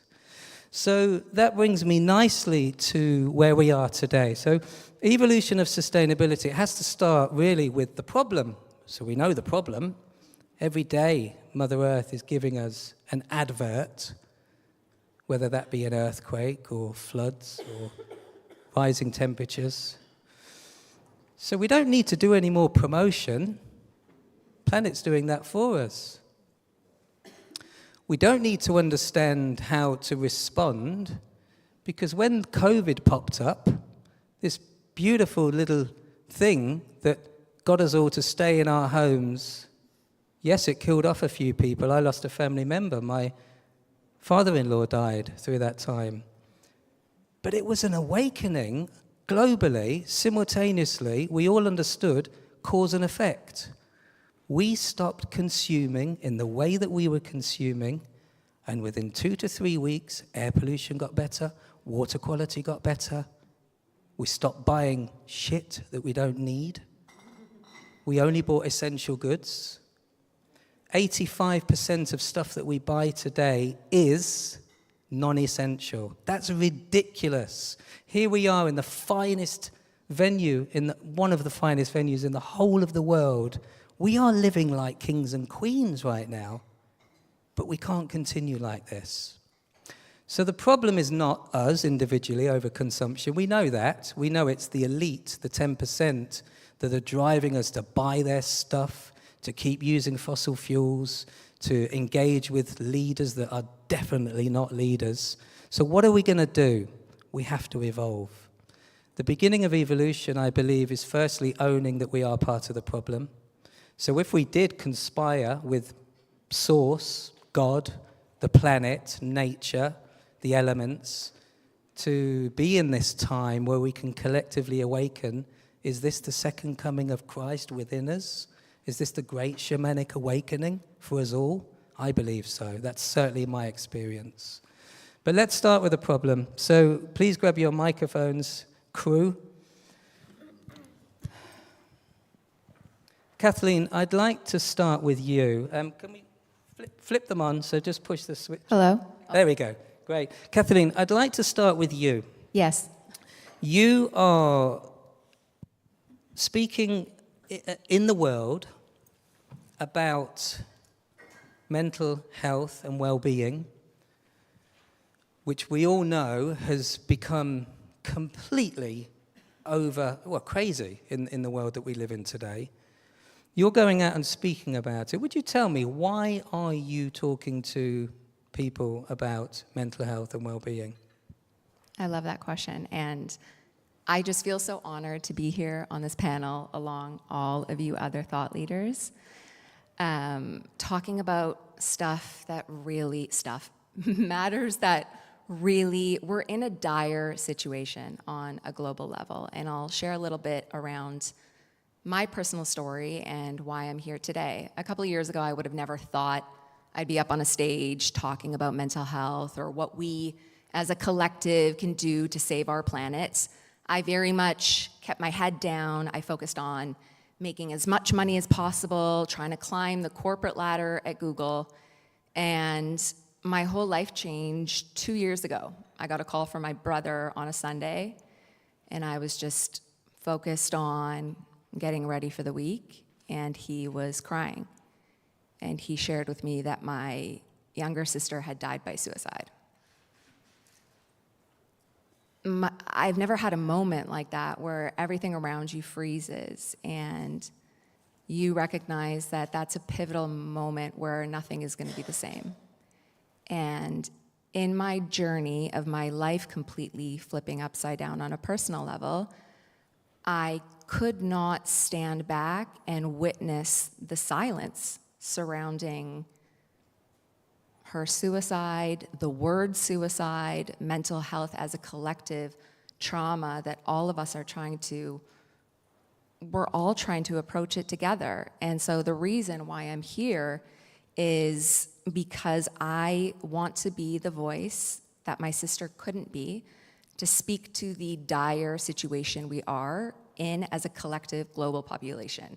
You see levels of anxiety, depression, suicidality rising at dramatic rates in every region of the world, and we simply cannot continue to move forward with the status quo. We need to be up on stages like this talking about the uncomfortable stuff. And so I, as party of one, have become to just use my voice in a much more effective way. Internally at Google, I go out and I work with other organizations advocating for real, tangible change on how companies, for instance, can better make space for their employees to show up every single day authentically. Wow, round of applause, I think. Can I ask, how is it received? How are you received? I can tell people visibly get uncomfortable even when I mention the word suicide. No one taught us how to discuss death. No one taught us or equipped us with the skill set to feel safe talking about depression and anxiety. So I think the initial response is a little bit of, oof, I don't know how comfortable I feel here. But I try to infuse authenticity. I try to show up as unapologetically as myself to give others permission to then come forward and share their stories. And wow, is it profound. Everyone, I'm sure every single person in this room is suffering in some capacity. And until we get to a point where we feel safe to honor those emotions and take care of ourselves so we're not suffering in silence, we can't simply even start to care about the planet or sustainability as a whole. It starts with us first. I think that's absolutely beautiful. I'm so sorry to hear what happened to you, but you have completely embraced it and used that as a purposeful way to live in the world. If we can all find our purpose, we're going to change things, right? So thank you. Emily and I have known each other for a little while. Emily has been on one of my spirited business retreats. In fact, more than one, two. When I first met Emily, she was a leader in sustainability. Pretty small team at the time. Then we did some work together, and Emily has now gone on to become one of the most important people in Deloitte with her team. Just tell us a little bit about, Emily, your journey. Not necessarily related to spirited business, but just generally your journey from where you were when we met, where you are now, and more importantly, how important is mental health and well-being within the organization. Deloitte, by the way, probably tap into about 80% of the businesses across the world. It's a huge, huge network. So the change is massive. Thank you. First of all, thank you for the opportunity to be here and speak amongst these really remarkable people and have a chance to share with this room.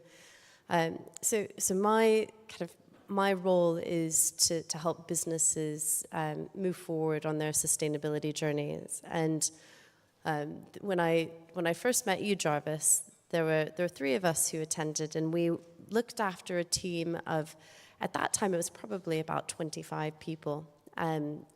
People who had expertise in niche areas of sustainability, greenhouse gas protocols, human rights experts, biodiversity experts, etc.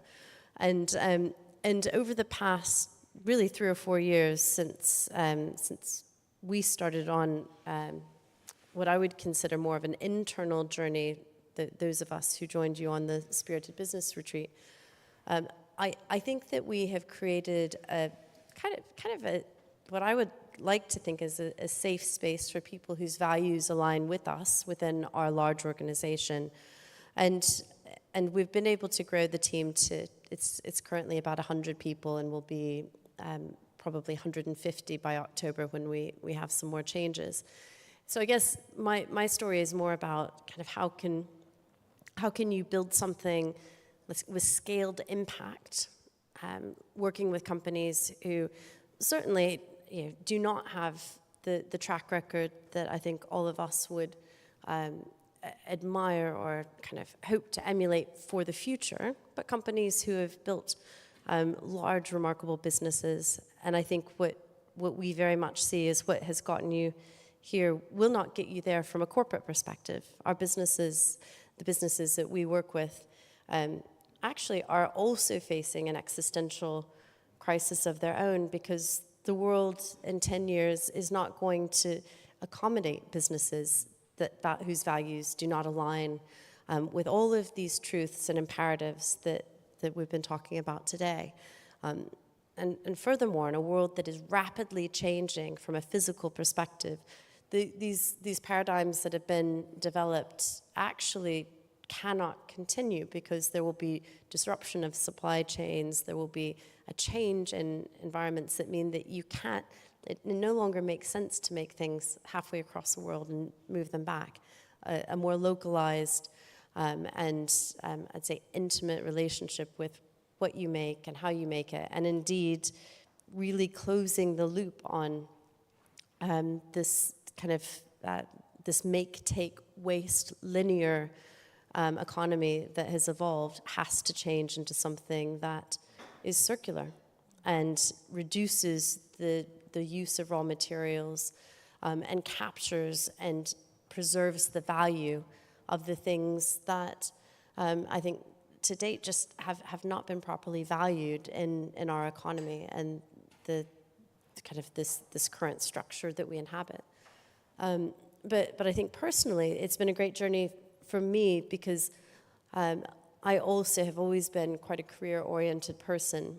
But I think at the beginning of my life, I was kind of bookended by a deep connection to nature and to an ability to, I'd say, just be very quiet and calm. And I do feel like I lost that for a period of my career when things were just kind of relentlessly busy, and probably not in a meaningful way, just kind of pursuit of action for sake of maintaining a velocity. And I think that my goal going to Spirited Business Jarvis was very much to try to find something that I had lost.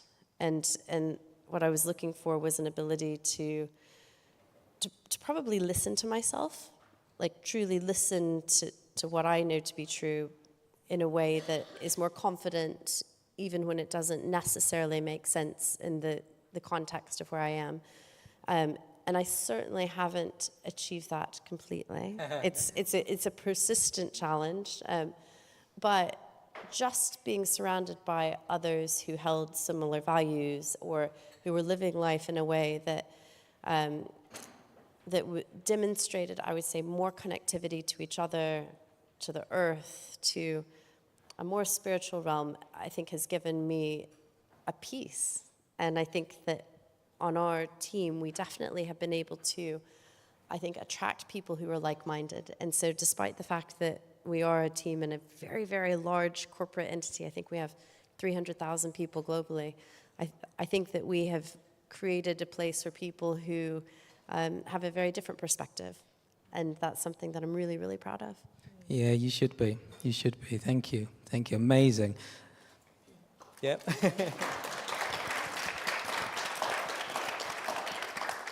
I just wanted to pull out that you talked about the kind of spiritual connection, and we could talk about that as intuitiveness or being aware of, or other words. I always use the word spirituality. Anybody that knows me, that's my vibe. But we're going to talk about that some more. Emily, thank you. It's amazing to see you, how you've, just extraordinary to see how you've grown and developed in the time that I've known you. And thank you for doing the work that you do, because I know it has such a huge, monumental impact. So, Yogini Jema, you do this work. If we're talking about the spiritual work, or, however you might want to describe that, you work with, well, tell us some of the people that you work with. You help them to, as far as I can tell, reconnect and, find something within, that deeper connection that Emily talked about.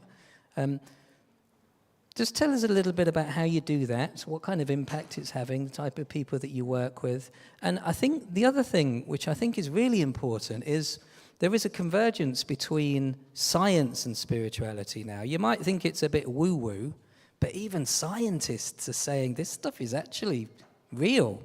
So you know a little bit about that as well, don't you? The convergence of the spiritual and the science. So if you need to assess it in your head, it's proven. If you don't, if you need to feel it, that's fine too. So tell us a bit about your work. Yes. Am I on? Ooh. Yeah, this. Thank you. Hello, I'm honored to be in this space with all of you. Education and experience, that's what I do. It's what led me to India nearly 2 decades ago, and is what I spend my life doing now, is sharing the wisdom and the knowledge with others. Because what we're hearing it from the Earth Elders, we're seeing it in all of these paintings with the Buddhas. The Buddha said that until the world is free of suffering, I will not attain Buddhahood. The Earth Elders have said we are a human family, we are interconnected, we are one intrinsic whole. But as humans, just working in the world and in the cities as we do, how do we connect to that? What does that mean to us? So I've always been kind of right there trying to get people, and I work from children in schools to families to corporate people. There's a spectrum because we all need this education. And with the education, the experience, because then when we practice what we hear, the words that we hear, the teachings that we hear and we experience for ourselves, it becomes personal, and then we can spread that message to our friends, to our family, and to our community. So we're one intrinsic whole, and what do we need to know? It's quite obvious that the evolution of sustainability is dependent on the evolution of self, because there's no separation in evolution. In order for us to live in balance and in harmony with this planet and with Mother Earth, then we need to live in balance and in harmony within ourselves. So we need to learn. We need to remember the abilities that we have to bring harmony and to heal on a micro and a macro level, so individually and to the whole.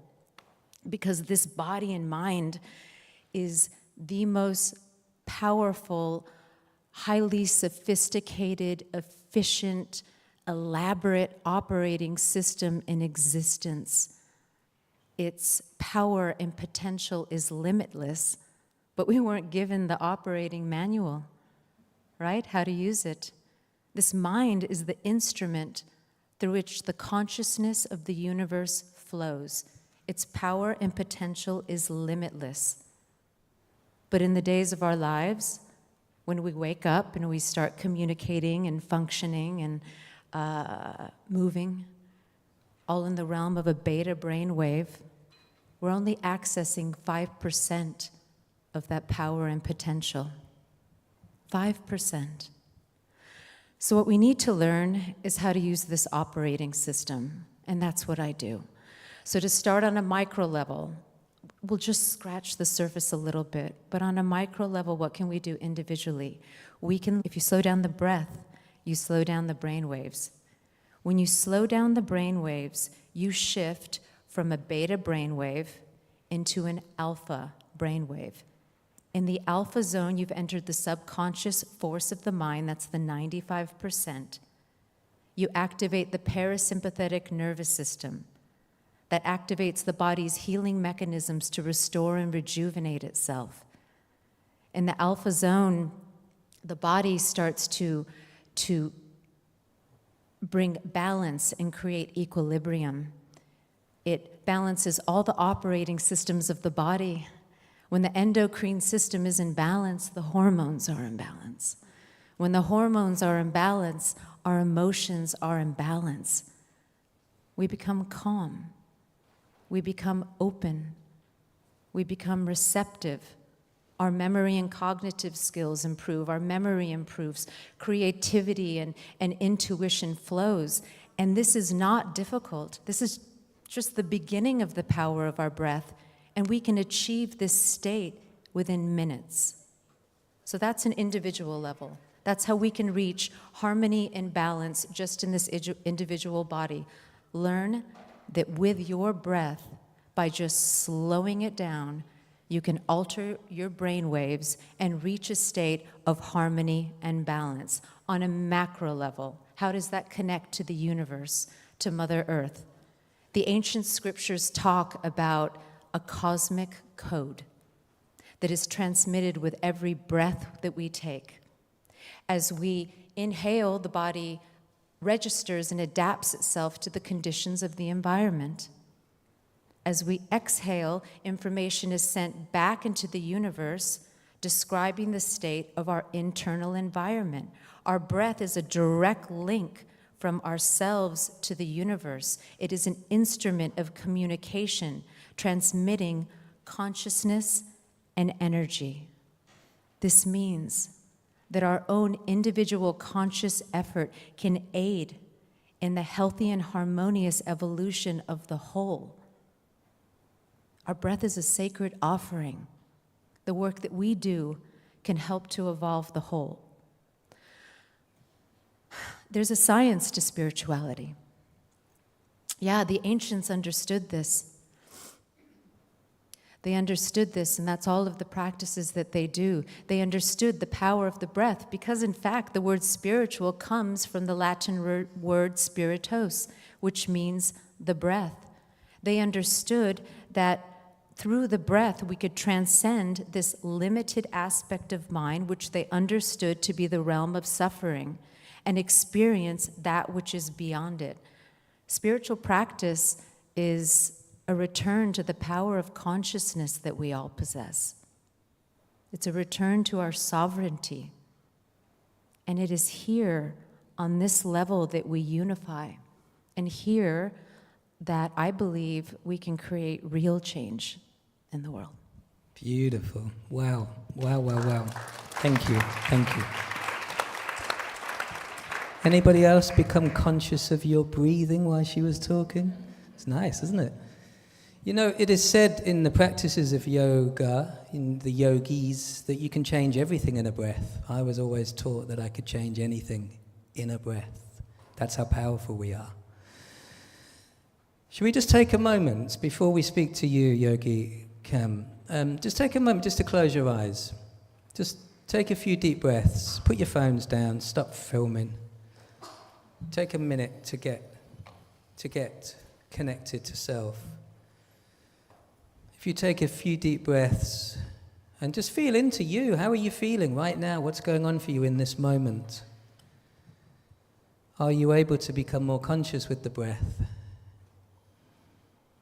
And if you were to take your understanding to, or your consciousness, if you like, to your mind's eye, to that inner eye, the third eye, the Buddha eye, and you were to just envisage the most perfect place or your most favorite place on earth,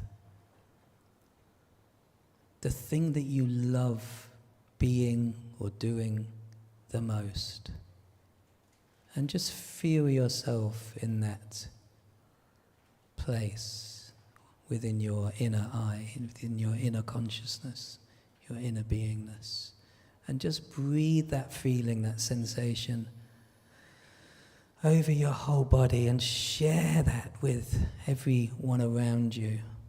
Remember how powerful you are.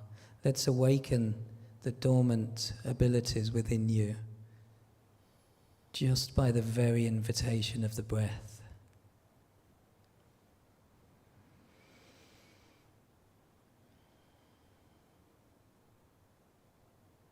Beautiful, and when you're ready, gently breathe and come back. So in yoga practice, every movement starts and ends with a breath, every movement. And after 10, 15 years, 20 years of practice, you are breath. Every movement, every action, every spoken word is led by the breath. Just by a show of hands, when you were all in your most beautiful place on this planet, how many of you were shopping? None. How many of you were at work? Doing your life purpose? Yeah, great. How many of you were in nature? So can you see how disconnected we have become with our relationship to the open-eyed world? Yet, as soon as we close our eyes and go within, we immediately connect with truth, with the very thing that stimulates our joy. It's nature. That's the key. That's what these Earth Elders are trying to remind us. The thing to remember is we're all indigenous. Every single person on this planet is indigenous. The problem is we've lost the connection to that because we're born into a system that has tried to keep us addicted to our outer relationships. We just need to come back to self. So in the few moments we did that. Yogi Cam, you're an expert in this field. You are a yogi, a beautiful man, very in tune with your divine masculine and your divine feminine. So it's nice to meet a fellow kindred spirit. What do you think are the tools? What are the keys? What are the solutions to finding that yogic connection? You know, I work with Ayurvedic medicine. I've been in that field about 21 years. And to Yogini's point, you know, we're operating only in the 5%. So in that 5%, what do we understand? That's key to me of how I speak to you, how you speak to yourself. A lot of what we're speaking about is inspirational, because it's not where we're at, but I'll make it practical for a moment. So Ayurvedic medicine is a roadmap of two things. It shows you who you are the elements, and it shows you how to use nature. So keeping it very simple, there are 5 elements. Ether, which is space, holds space. So in this room, this is the space. In our body, it's in the heart cavity, in joints. It's very simple. Everybody can get that. The second element is air. Air is what moves everything. Without air, nothing moves. The third element is fire. Fire transforms and it heats. At no point fire is cold. Water is the fourth element. And the fifth element is earth. Everything in your body, in your mind, is made of these 5 elements. Nature is made of the same 5 elements. So our 5% brain at this moment, in this operating system, understands there is no separation because we are the elements. It's that simple. So what Ayurveda does is give us the understanding, the wisdom, the knowledge of how to shift those elements when they're out of balance. So on Saturday, I was at a summit for autoimmune disease. What is that? It's inflammation. It's too much fire in the system, right? And how do we become better? We go to the other side, which is the opposite, and we use the earth element. Because the earth element makes everything heavier, brings us down more. Autoimmune and inflammation is about hyperactivity. It's too much movement, right? So Ayurveda just tells us, gives us the roadmap, gives us the knowledge, and says, when you're doing something that is out of balance, look to the opposite side and see how you can bring it into balance. So in this room, you know, it got a little bit cold before, so people started putting layers on. You did the opposite. You innately know, hey, if I'm getting a little bit too cold, I need a jumper, right? It's very simple. Getting back into balance isn't that complicated, all right? It's far more complicated getting out of balance, right? We spend a lot of time getting out of balance, and we spend a lot of energy on that. Getting back into balance isn't that difficult. Your body right now is fighting to get back into balance. It will do anything you need it to do. It will help you. It's doing its job, right? Even in those people that I was with who had really grave autoimmune problems, their bodies are fighting to get back into balance. So you don't have to do a lot. You just need to learn. You just need to get educated on yourself. Because like Yogini said, we don't get, you know, when we're born, you know, our parents lovingly treated us, you know, in good ways, in bad ways, in all kinds of ways, because they were also learning at the same time, right? There is no sort of manual for any parent when they have a child. And the world today has got so artificial that the body is really having all these problems, the mind is having all these problems, because we keep moving more and more into the artificial. You know, we're moving away from nature. And that little practice you just did, you know, unless you love your job and it's not really a job, you want to be out in nature. And I can't tell you how many times, you know, the simplest thing has healed people from the gravest things. Just taking your shoes off, going for a walk in the grass, sitting underneath a tree. You know, Ayurvedic medicine has so many healing herbs. It's basically saying these are the herbs that will give you more fire, will give you more earth, will give you more air. Because we're taking these herbs for the healing properties that they have, for the cleansing properties they have, and the nourishing properties they have. So all we got to do is actually just learn about them. You know, that's all we got to do. Everything we need has already been created, you know. And to your point, Jarvis, we're making things that we really don't need. And yes, we all are full of desires. We're all here because of our karmas. And our karmas, you know, sometimes dictate that we do bad things for our bodies, to other people. You know, that's the depth of spirituality. Even the people who are doing the most horrendous things, if we understand them and we have compassion for them and we have care and love for them, they're going to slowly feel our love. You know, that's how powerful we are. So there is definitely hope. We just need to get a little educated on things and just remember that that disconnectivity that we have with nature right now, we can have it very quickly. All it takes is a little walk in the park, in nature, going for a swim, because we are the elements, you know, connecting with the other elements, and we are not separate, even if we're separated in our minds. We still can't separate from nature because we are made from the same elements. Beautiful. Thank you. There's a few things I love that you said in there which reminded me of what I say to people. You know, this stuff is not rocket science. It's simple. It's not easy because you need to practice, but it's simple because it's a truth. It's natural. It's sacred.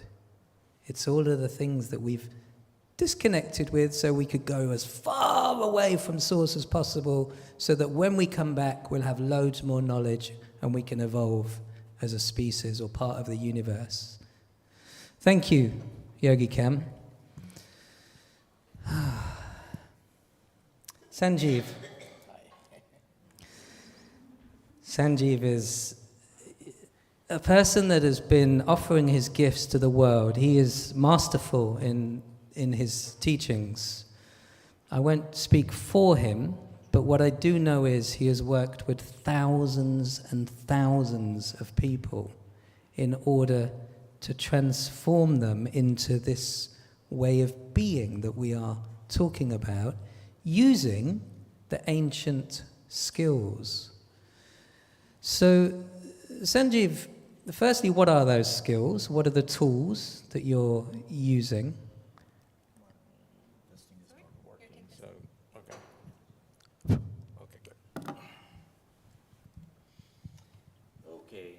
So, thank you.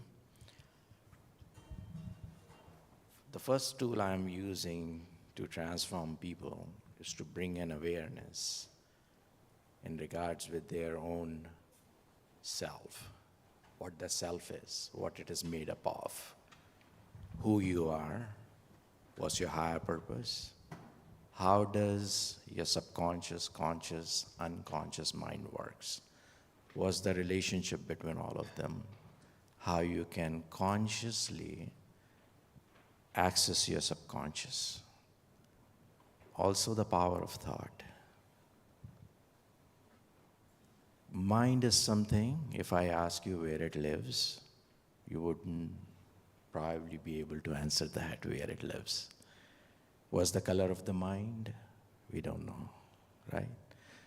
But mind is something, when we receive information through our five senses, it pollutes our consciousness and turns into mind. So it's in your consciousness. What is consciousness? It's the energy of your soul. What is soul? Soul is a drop of super soul within yourself.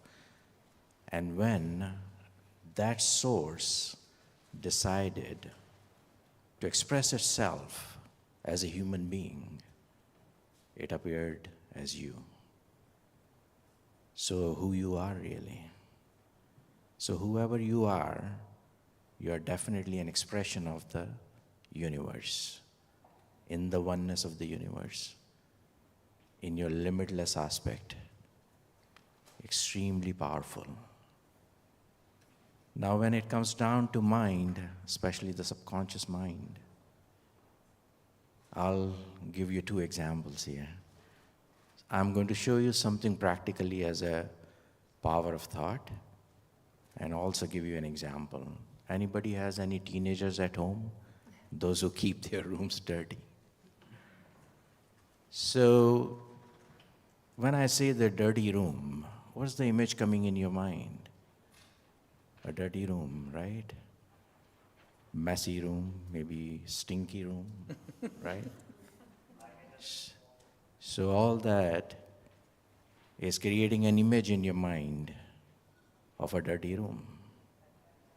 And you are feeling maybe yucky or a little bit off about the room. Now you have this teenager who doesn't keep his room clean, and you are on his case, and you're telling him, why don't you keep your room is dirty, why don't you clean it? It's messy. And the image is popping up in his head also.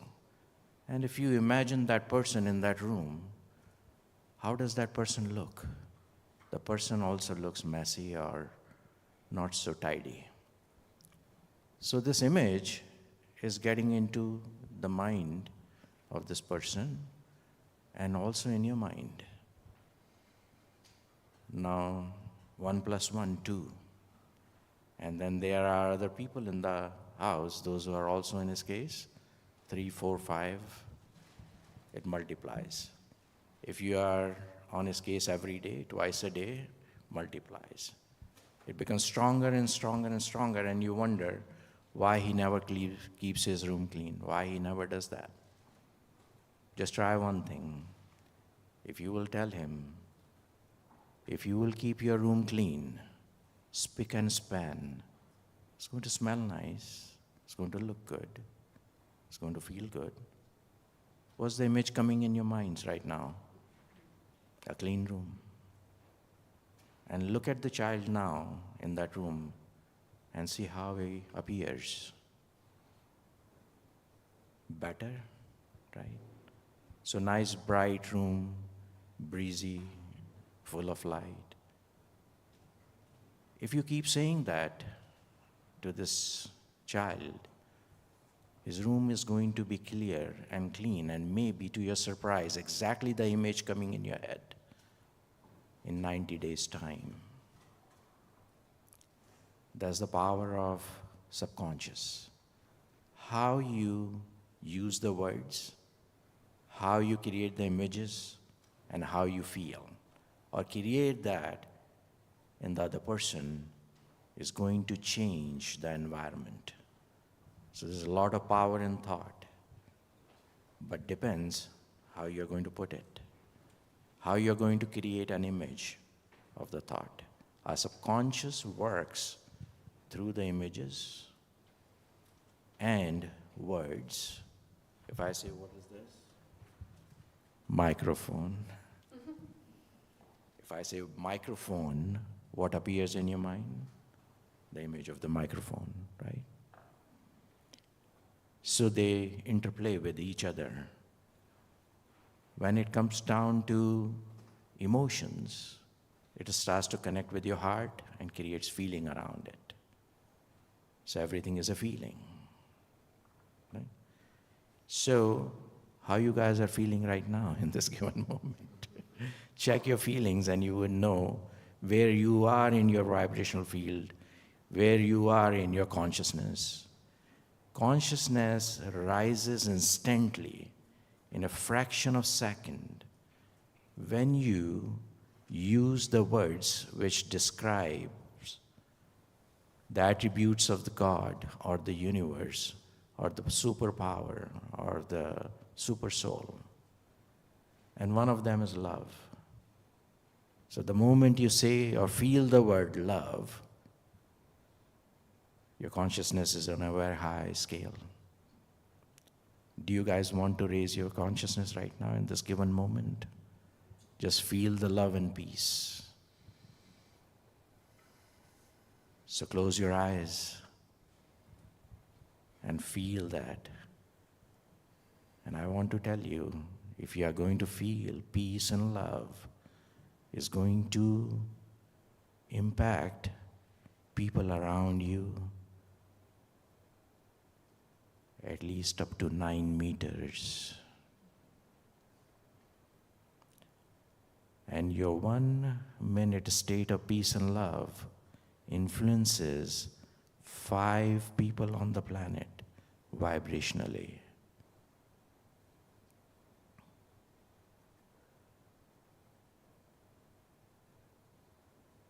Thank you.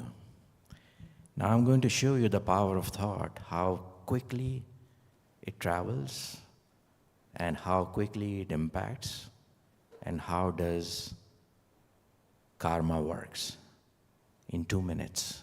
Ready for that? Okay. So I would need 2 volunteers. Jarvis. I'm in. And you, Yogi, you will be up to it? Okay. So both of you come here, stand up. We need these. No, that's okay. Yeah, maybe, but later on.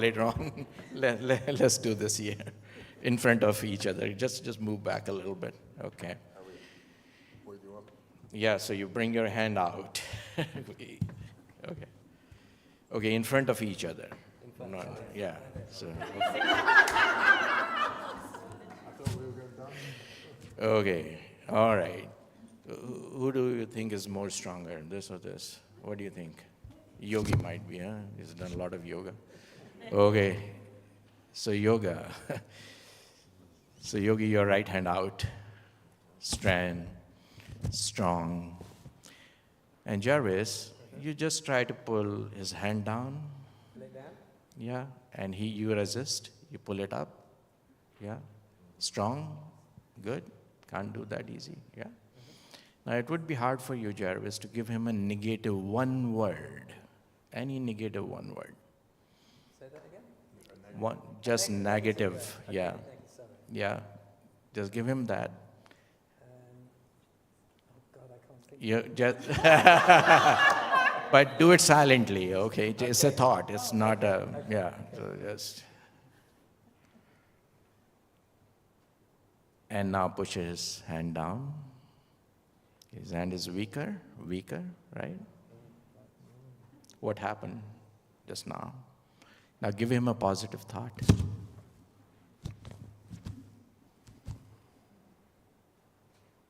One word. And try his hand back again. Strong. Strong back again, right? Okay. All right, so just rub your palms, both of you. So everybody rub your palms, please. You're feeling cold also, so would be good. Okay, so just sit down, please.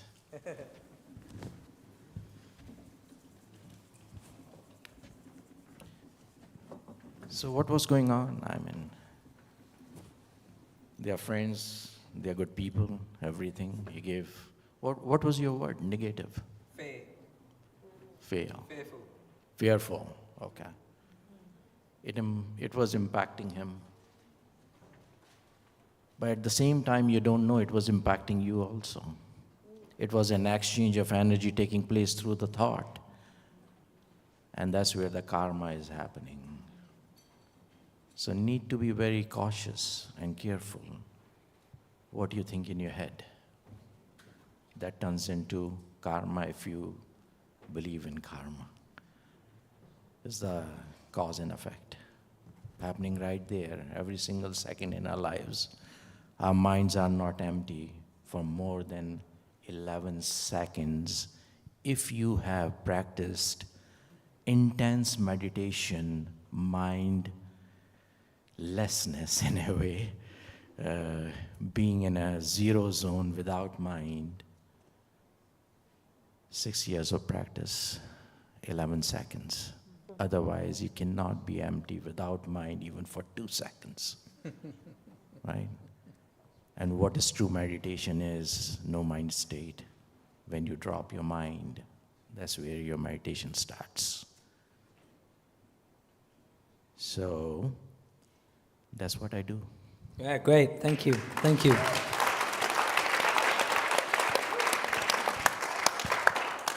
He didn't ask me what the opposite word was, so let's end on that. It was love, which just kind of turned you into a superhero. Thank you, Sanjeev. Kathleen. Yes. And Emily, actually, the two of you, but we'll let Kathleen speak first. How useful would this set of tools be in the work environment? It would be groundbreaking if we lived in a world where before we start a really intense negotiation or client meeting, if we had kicked it off with a Jarvis-led meditation for just even 90 seconds.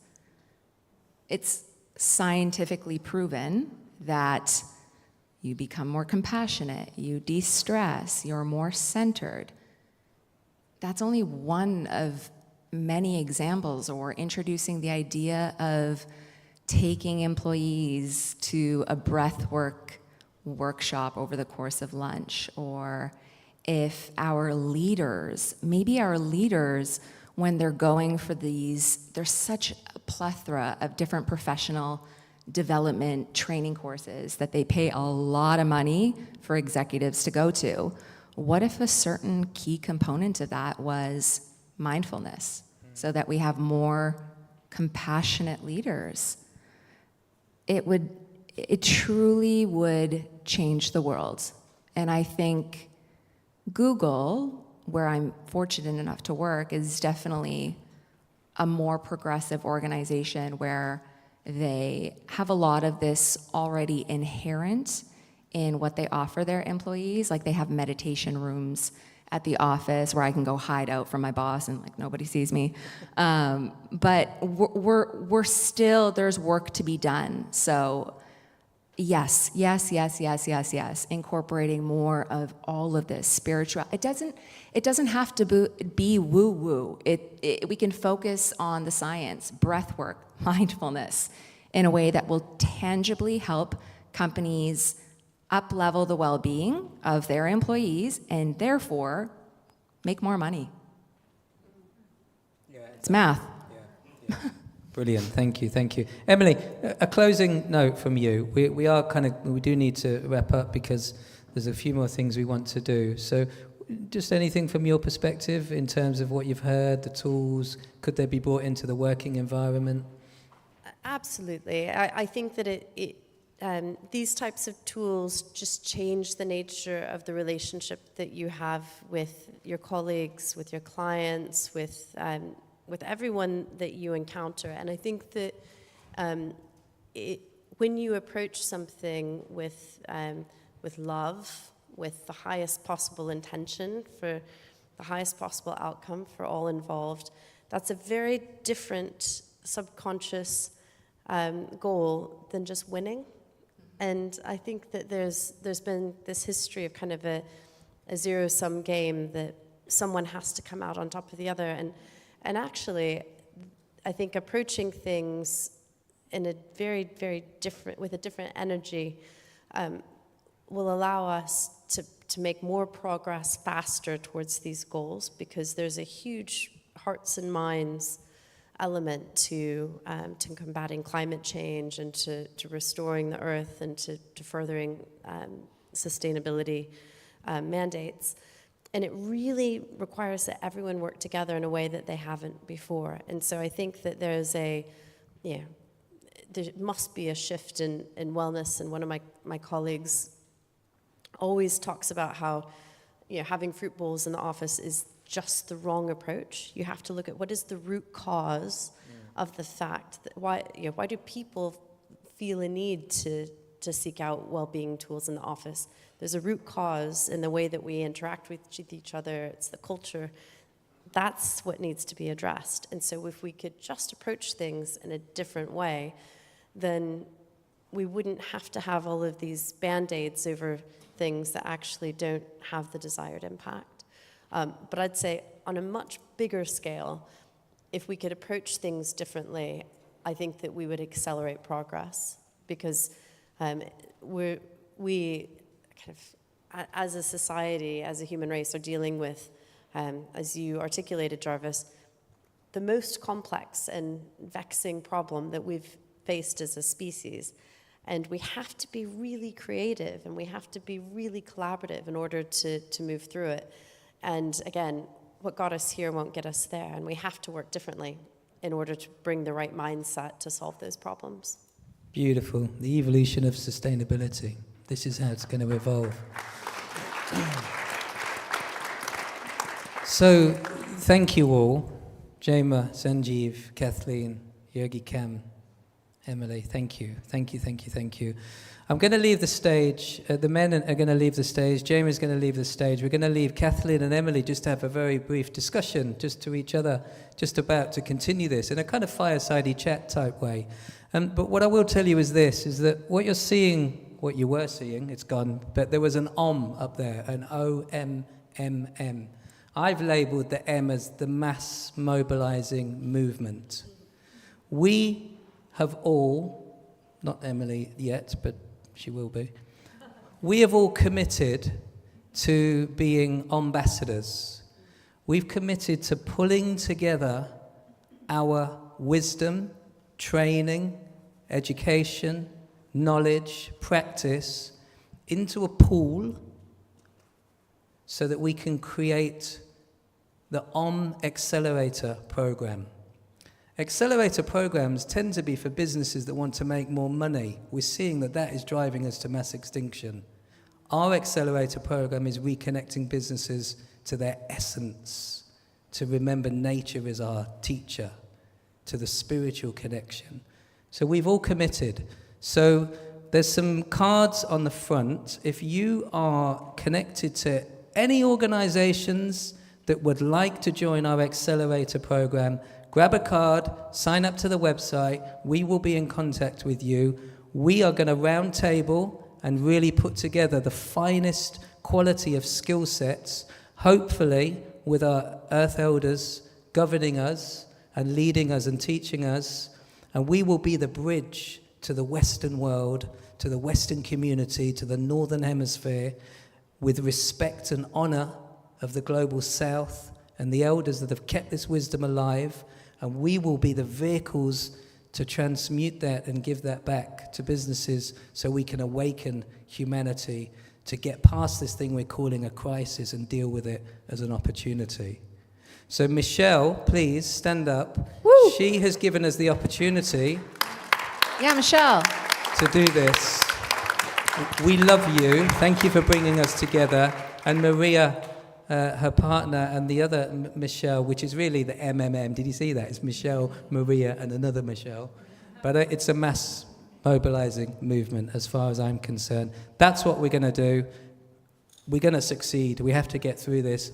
You know, I've got 5 kids. I need to make a better world for them. So by default, you all have to step up, else you're not helping my kids.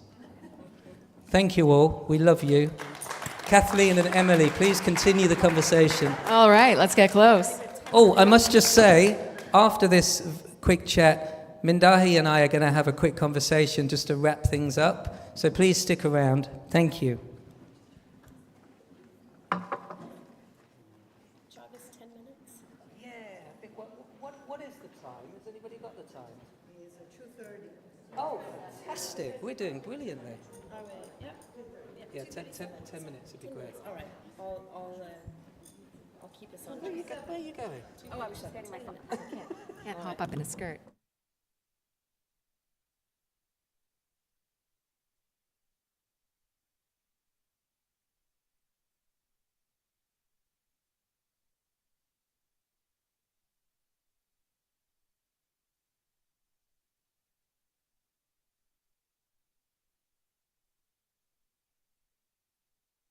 Up to someone else that I thought was you. Yeah. It's so difficult to see just a little Zoom face and then match it to someone in person. It really is. It really is. And I was talking to someone yesterday about the power of convening in person. I have a group of clients who've just come over from Japan, and we had a dinner with about 20 of us last night, and we've never met in person. We've been on lots of Zoom calls.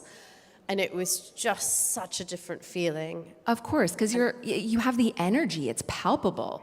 When you're in a room together, it's contagious. I think it also kind of going back to really wishing well for others. I think it is much better to, I think it's easier to set an intention for love when you are close together. I don't think that it's a prerequisite, but there is something at least about, I think, experiencing a person more authentically.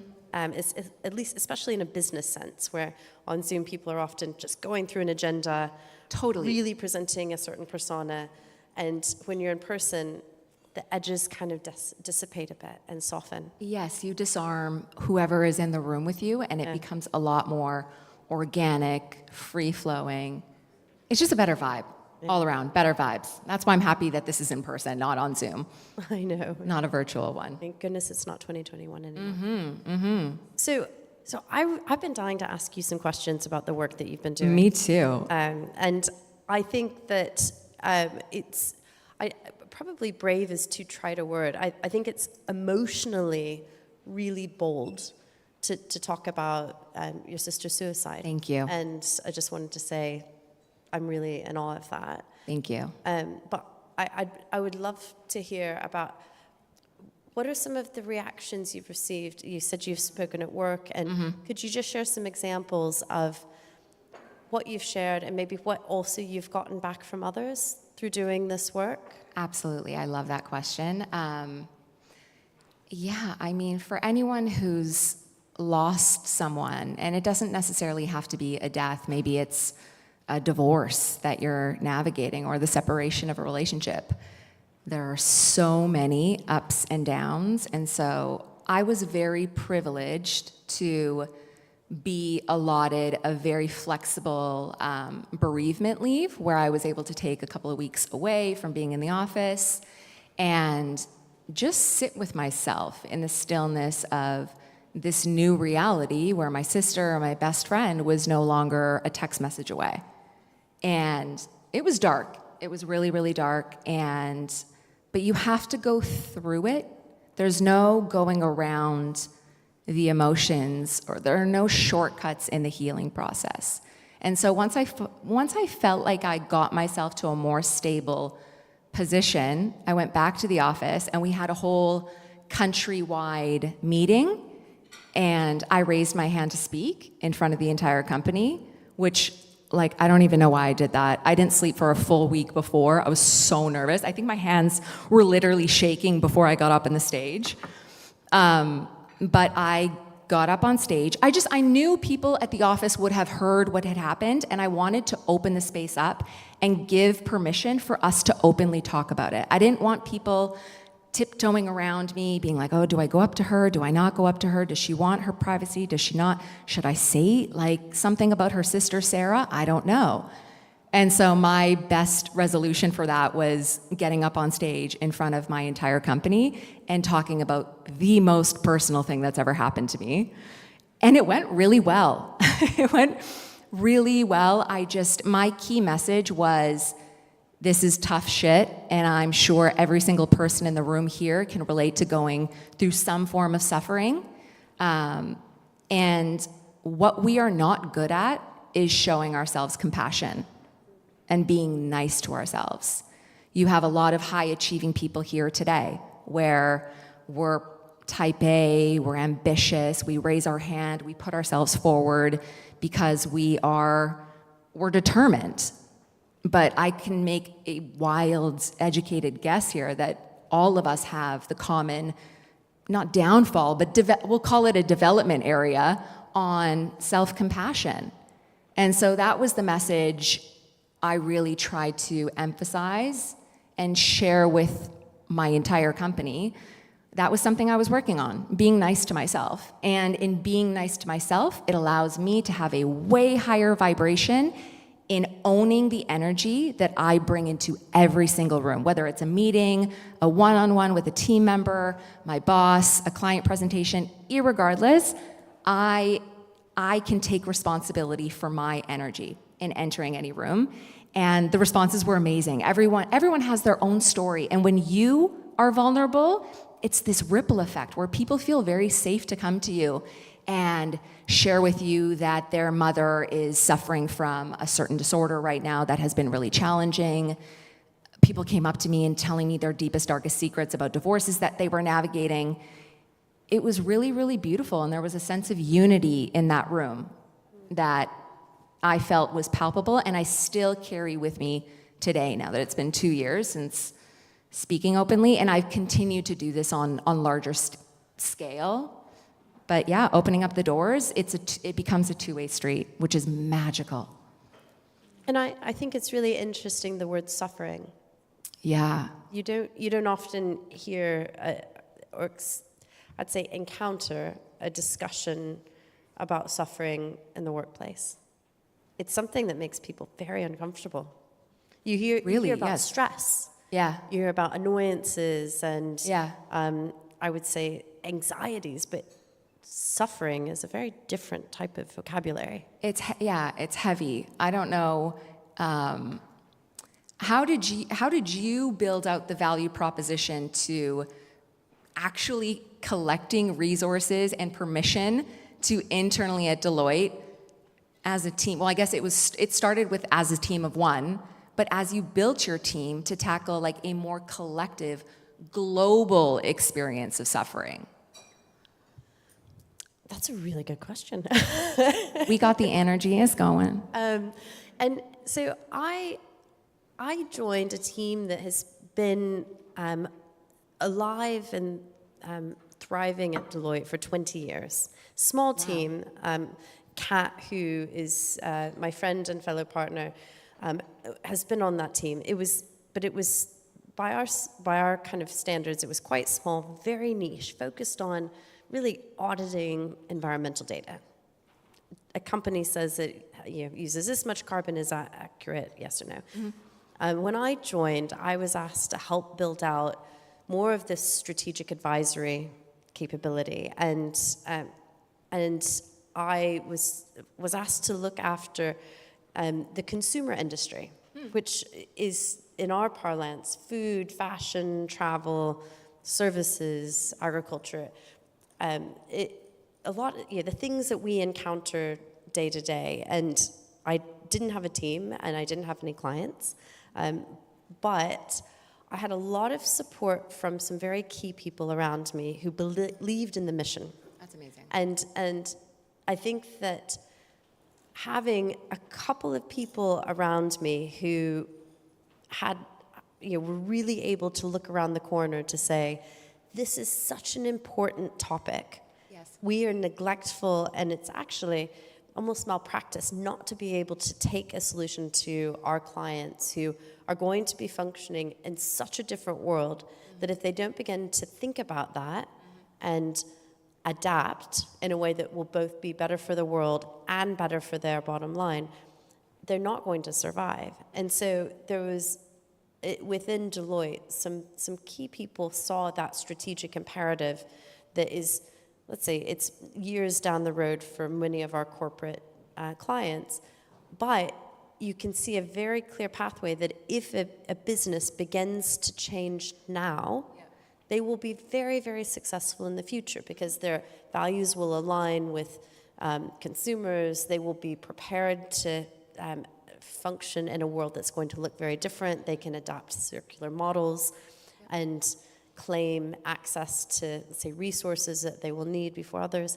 And so there's a clear imperative that we were able to argue at Deloitte and build a team. And a lot of people believed in it, and they still do. And so that is something I'm really proud of. But it was really hard yards. Yeah. It felt very lonely. I've known Jarvis for years, and he's seen me in days of evolution and days of just weariness, and it's hard to build things. It's really hard to build things. Yes, you work also at a powerhouse. Like Deloitte is a massive. You cannot just simply turn that ship around. There's a lot of red tape within these organizations. I'm experiencing it in my own capacity as I look to rethink different programs and policies and how we approach training at Google.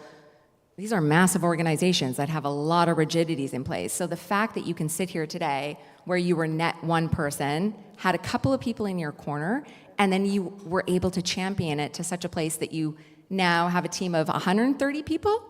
Yeah, well, all of us together, yeah. That's amazing. Yeah, it is. But I also think that we created something that people want to be a part of. Yes. There are 5 generations in the workplace today.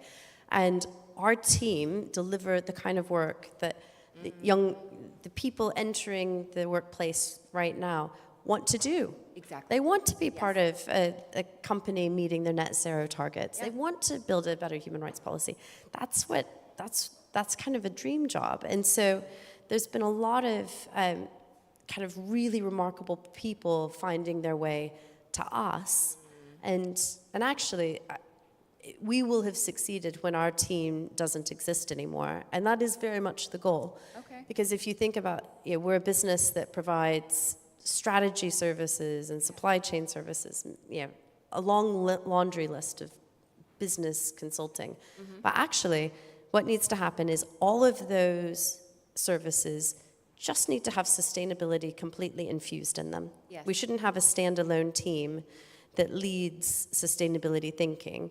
What we're trying to do is upskill all the parts of the business to think about how you can use tax as a lever to drive more sustainable behavior. And it sounds quite boring, but it's very empowering to people who do jobs that are not core sustainability jobs. Yes. Because actually, if you're a supply chain expert, you could really make a tremendous difference on someone's scope 3 emissions. And that's so empowering.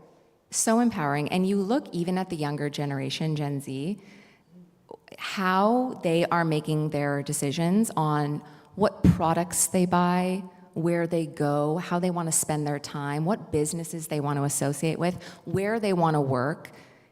It's all tied back to trying to find meaning and purpose in the way that they are making decisions. Not to say that all the rest of us boomers, millennials are just like free-flowing it over here, but we do have a rising generation that really actively cares about the inherent sustainability policies, ways of working that are involved in every aspect of their life. So I can imagine this is a very compelling draw, especially for hiring new, bright, and smart talent.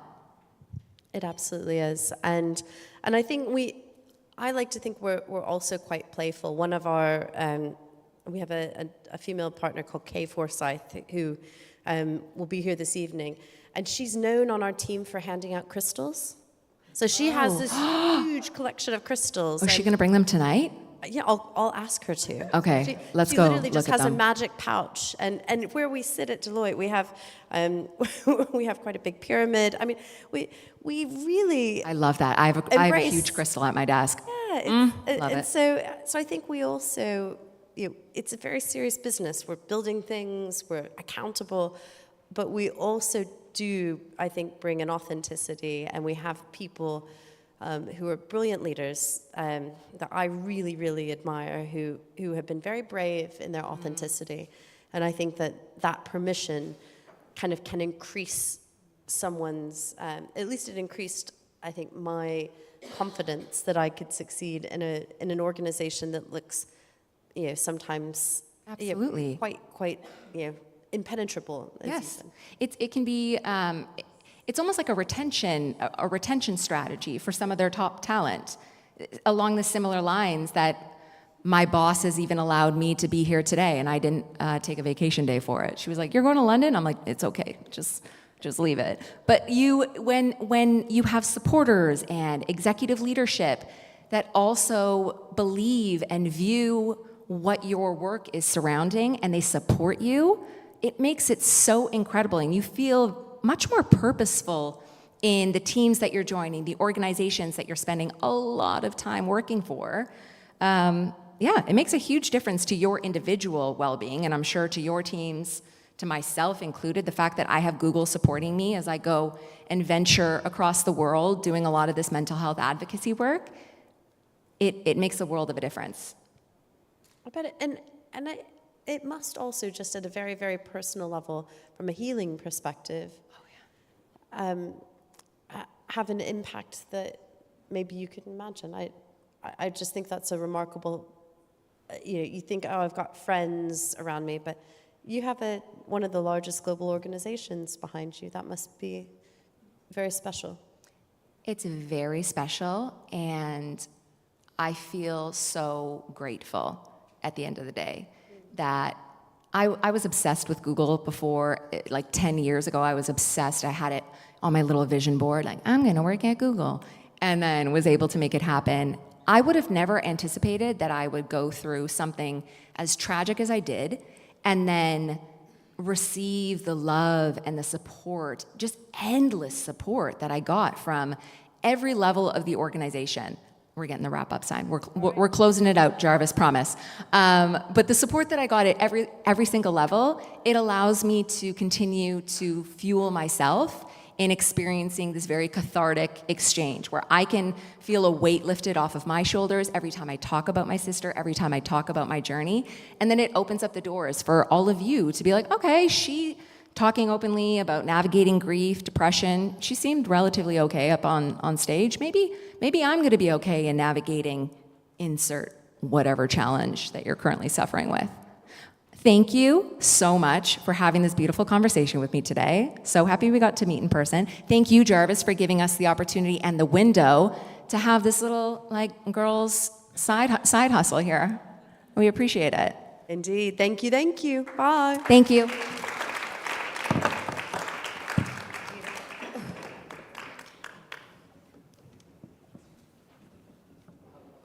So thank you so much for joining us here at the Evolution of Sustainability event as part of the London Climate Action Week. I have been so honoured to be in this room with some amazing thought we leaders. could have listened to them we're here, speak Jarvis. all day because it's just so interesting. I'd like to call Mindahi up to the stage. We are going to run just a little bit over. Apologies for that. They need to turn the room around.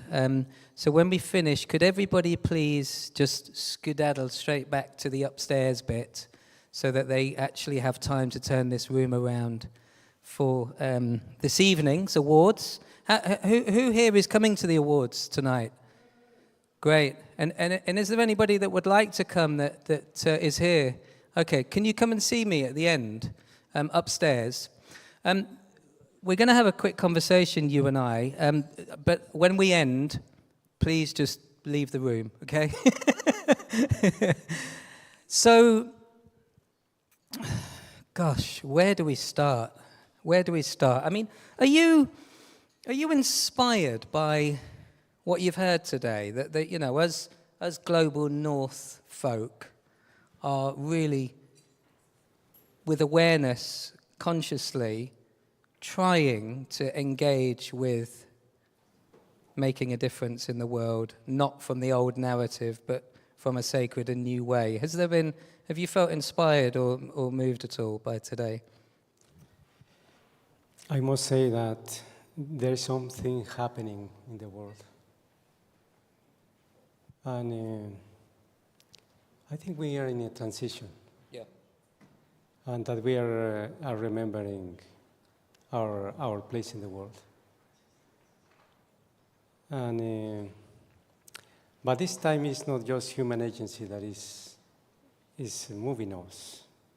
It's a bigger consciousness. And we believe that, this planet is a beautiful being that has a lot of offerings, a lot of things to say. And I said before, it's a teacher. Yeah. And sometimes we don't realize that we are moving with this planet. And this planet got a bigger family. And in our cosmovision, we say we are the children of the corn, but we are also the children of this planet, Mother Earth. That's the reason we call Mother. But how do we reciprocate with this planet? That's the fact that we are looking for.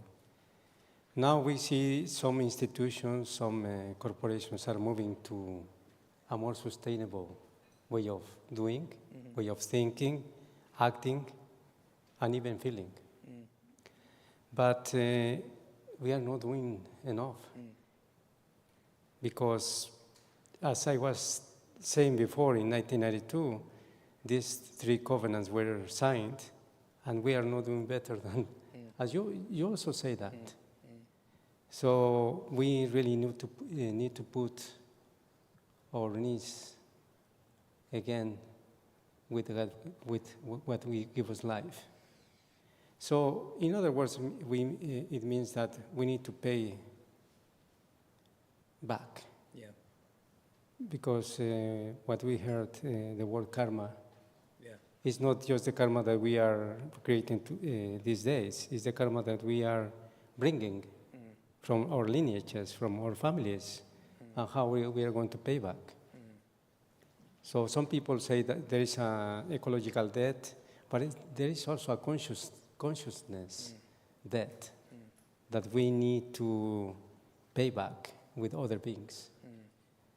So yes, there is an inspiration, but we need to co-inspire all together, because even, we are praying now that those companies, that those states, those institutions that are not taking care of life, they need to disappear or to be transformed. We are praying for that. Because it's not just about me, it's about the whole life systems. So there is inspiration, but the inspiration is not enough. We need to act. We need to act. Thank you. I think that we hear that message loud and clear, right? So it's our job, those of us that have voices and have a family and have friends and have a network, to poke and prod them, to wake them up. So thank you. It's really important. I know I don't want to be here preaching, but how can we help in the West? As far as I can see, yes, we can go and help and wake people up, but the Northern Hemisphere is very wealthy, right? It has a lot of money, it has access to big funds. That money, unfortunately, is being filtered into things that are consistently making things worse, rather than restoration, reciprocity, saving what we have now as nature, etc. So it's very obvious to know that the Northern Hemisphere can obviously help to finance and underwrite this movement, but what else can we do?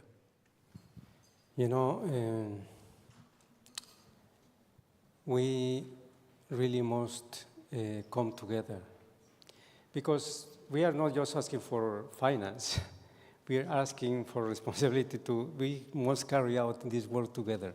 We are looking for collaboration. And not just in the material sense, because as you saw, intentions are always very important. Some years ago, we were carrying out some spiritual consultations, let's say, and there was a key instruction to think beautifully. And think beautifully is not whatever. You must put intention. And think beautifully means to bring clean ideas. Clean ideas. Because then I went to do research about how human thought is built, and most of the ideas, most of the thoughts that we have, some scientists say that we have more than 5,000 thoughts per day or even more. But most of these ideas are repetitive or even negative, and very, very few are positive. So we need to go for that, from that, to bring, let's say, poison into medicine. We have to put this intention, and that's the collaboration we are looking for. Because the global north means also domination and dominion. And domination and dominion is killing this planet. we need to collaborate in other ways. Yeah, I love what Mindahi's just said. So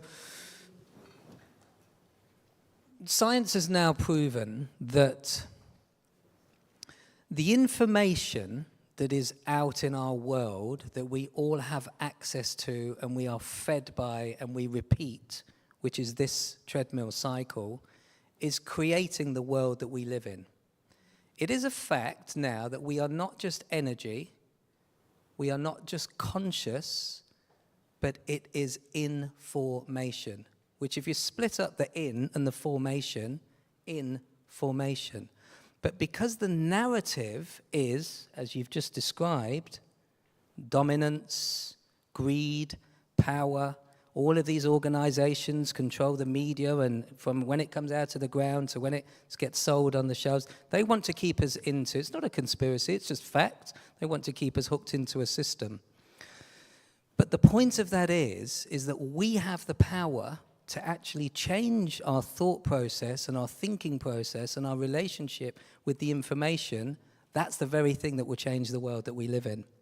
So what Mindahi is describing is that we don't have to go out and fix this and plant trees and do all of that. Yes, of course we do, but actually it's the consciousness and awareness that the information, if the story or the script is flipped, it will literally transform our world. That is proven scientifically, that we are in an energetic hologram. It is proven. So you all have the power to be able to change your information to that which is going to create heaven on earth, dare I say it? And that is the key to our transformation. But the problem is, there's only a very, very, very tiny percentage of people that actually truly believe that. So it's our job to awaken people to remember that power, correct? Can I ask you one last question before we wrap up? It is my understanding that the transformation will come from the feminine. Stay with me. We have incarnated in male bodies, you and I. The message that I'm getting now, it's my role to support the feminine to rise, and by living that through myself and being as gentle as I can. But actually, I've found that the feminine is actually a fierce, courageous, powerful manifestation. You women are creators. You create children. Yes, we might seed it, but you are the creators. I think that women and the feminine energy was suppressed because men felt scared of the power of the woman. What do you have to say to that? You know, the manifestation of these forces must be into balance. Into balance. Because the fear is also in the big companies, right? The fear is also in between. But talking about the feminine is talking about the beauty of life. You know, you can imagine how this world, the beauty that is offered, and why is it being destroyed? Why? So we need to come together because the other is. There is, actually, I like to say that this individual way of thinking is really the problem, because when you think just about me as, let's say, even in a gender way of fashion, is because you are not taking into consideration the other you in self. Yeah. So in other words, it means that we need each other. Yeah. And we need this powerful time of the transcendence. About this, also this planet is transcending to another level. It's not just about us as humans. It's about this planet as well. You know, and bringing the feminine energy is bringing ourselves to a place of respect, of responsibility, but it's the other way around too. Yeah. You know, we cannot deny the masculine, because both we can create and reinvent ourselves in a new old way of being. And then we can walk together. Yeah, beautiful, beautiful. You're right. Thank you so much. I mean, the humility and the wisdom and the gentleness of people like Mindahi and Lama Tashi and Geraldine, who have lived in parts of the world that are way more challenged by the climate change than we are here in the West. Yet, they still show up with the most sincere sense of humility, peace, love. It blows me away. I looked at a video of me and Lama Tashi having an interview the other day, and I was actually quite disgusted with myself in the way that I'd handled this interview. And so I've got a lot to learn, and I've been on this journey consciously 35 years. I have a lot to learn. So thank you, Mindahi. You have been a joy and a blessing. I hope that we collectively can support you and the film. Please go to earthelders.org. Please donate. Please help support it if you can. And if you can't, find people that can. A lot of money out there. So please, if you don't have it yourself, go and knock on somebody's door and say, we need this. We need to make this film. It's going to change the world. Yeah? Thank you very much, everybody. Thank you so much, Elvis. Thank you. Thank you. You are. Just to say, if you would like to come and meet with any of our panelists, if we can just go upstairs, have any questions, we'll all make ourselves available. We're there to interact. We just need to clear, as you know, this room so it can be turned around for the awards this evening. Thank you very much, everybody. And thank you for staying with us, even though you haven't had food, the sun's shining outside. This was intentional. We wanted you to fast.